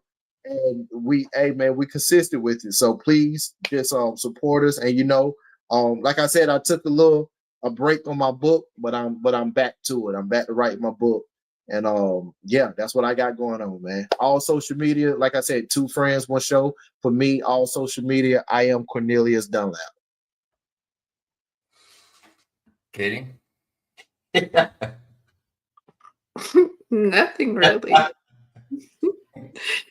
I mean, I plan on being on North Carolina probably the end of April, early May. Okay. That means she got flight plans. She about to be a sponsor of Delta. She got a lot going on, guys. I'm American, not Delta, but okay. I got you. For me, well, let's see, today and tomorrow is the last day for the votes. I got a place number 1 so far. I'm in 3rd last time I checked for the competition. So y'all continue to vote. Like I said, whatever happens, hey, I still appreciate y'all for doing your thing. The dance videos is coming. I got some new stuff coming out. But yeah, your boy just been training for this, honestly. Gotcha. And me, I'm in a dance contest. I'm in the top 10 right now. Y'all just keep voting. It's top 10. You're in the top 10 of the top 100. Nah, man, it's just a lot going on. I got a lot of stuff, in the making. Neil, I've been thinking about what you had said too, man, about like what Brother for Life stuff is doing. Yes. I've been thinking about that, man. We need to try to get together one day and really talk about it. I'm looking at I don't know what I'm gonna do Sunday. I want to do pornography Sunday. I want to do that. What's that? I might pornography. I want to do that one. So I might just push that off to the next Sunday, not this Sunday, but the next Sunday. Because I got to hit. If you still do it on Sunday, let me know, because I've been having conversations about pornography with a couple of people. So it's kind of like on my mind right now too. Oh, well, let's do it then. Let's do it. I might make like keep it fresh on your mind. So make like a 30-minute, 40-minute appearance or something. Okay, we'll do that then. We'll do that right there then. Yeah, we're gonna talk about that, y'all. That's I would say $1 billion industry, because it's grown. It's grown like $1 billion. I think $1 trillion. I didn't look it up on the FBI database this year, but the last year, I think it was the last year Tom Brady won a ring. That was a couple of years ago. They made, during the Super Bowl that year, it was $1.7 billion off the Super Bowl for that week, that Super Bowl weekend. And I'm just like, yo, they making this much money. And it was sick to my stomach, man. So now I think this is $1 trillion industry. Yeah. It's $1 trillion. Like, it's sad, man. It's sad, man. Like, but yeah. We gotta talk about that. We gotta talk about it. Okay, that's man. That's going all the way to trafficking, kidnapping, and everything. It's all that in there. Yeah, we're gonna have to talk about that, man. And so you know what? We'll talk about it. We'll do it Sunday. We'll do it Sunday. Okay. We'll just make what time is good for you? Sunday for me. Maybe we got anything to do in the morning. Yeah. I know. Anytime. It's really, you just let me know. Okay. Like Sunday, I use Sunday to just prepare for the next day, so I really don't plan nothing on Sunday. Okay. So whatever good for you, I can hop on at any time. Okay. I'm about to say we might not. We won't do. We might not. Yeah, we might not do mine. We just do that. Yeah. So that'd be like right about 5. 5. They give me time to do everything I need to do for my mama and all that kind of stuff. Yeah, that's cool. That's cool. We'll do some stuff. And like I said, I will let you know. Probably it won't be no 2 hour, but I'll jump on for about 30, 40 minutes, give my 2 cents. Yeah, you know, usually when we do when we on Yeah. open mic, it'd be 2 hours for some reason. Yeah. I'm Yeah, cool. 2 hours, but you know, we be on an hour, it'd be like an hour. Yeah. Yeah. No, I'm cool with it. Like I'm cool with it, man. Just for one, me personally, I'm glad it changed to Wednesday. Cause Thursdays is like it start the easy part of my week. So Wednesdays it's cool, but on Monday it was hard for me on Mondays. I'm yawning, falling asleep and stuff and everything. So but the conversations is cool, man. I love it, man. We have a lot of stuff to talk about.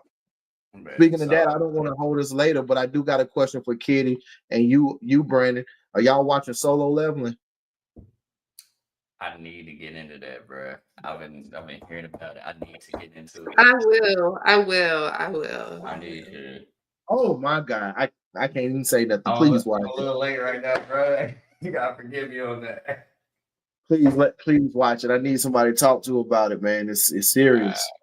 All right, bet. But And I got go ahead. I got one thing to show, but go ahead. Yeah, so Sunday, if anybody, expecting the Smooth Talk podcast at 4:30, I won't be doing it that day. We're gonna be on his platform. You said at 5, right? Yeah, 5. At 5. Usually his is at 6, at 6, but we doing it at 5. So if you're expecting that, we won't be doing the show on mine. I will still be here though. But yeah. Right. Yeah, he'll still be here. I'm gonna show this because I know Pastor Steve had hit me up and want me to share this for him because he's trying to do something for the outreach center down there, community outreach center down there. So if y'all not busy, got different ways of doing it. He's been doing a lot of stuff in the communities, y'all. For new HVAC units, I got you. Trying to get the AC. You know about the AC, bro. I know you already know. Hey, them things go out, man. Good God Almighty. Let me see. Nonprofit community ways.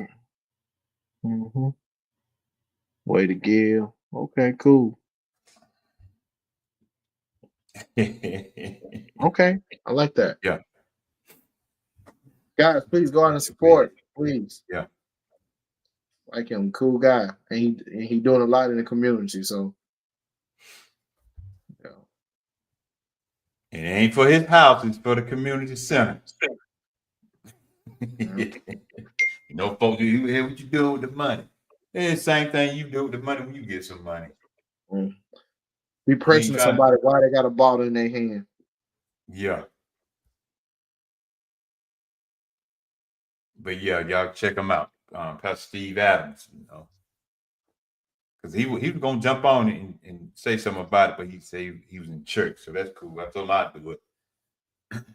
A lot of times we support everybody else except for the hometown people sometimes, and it's crazy how people. I just leave that alone for right now.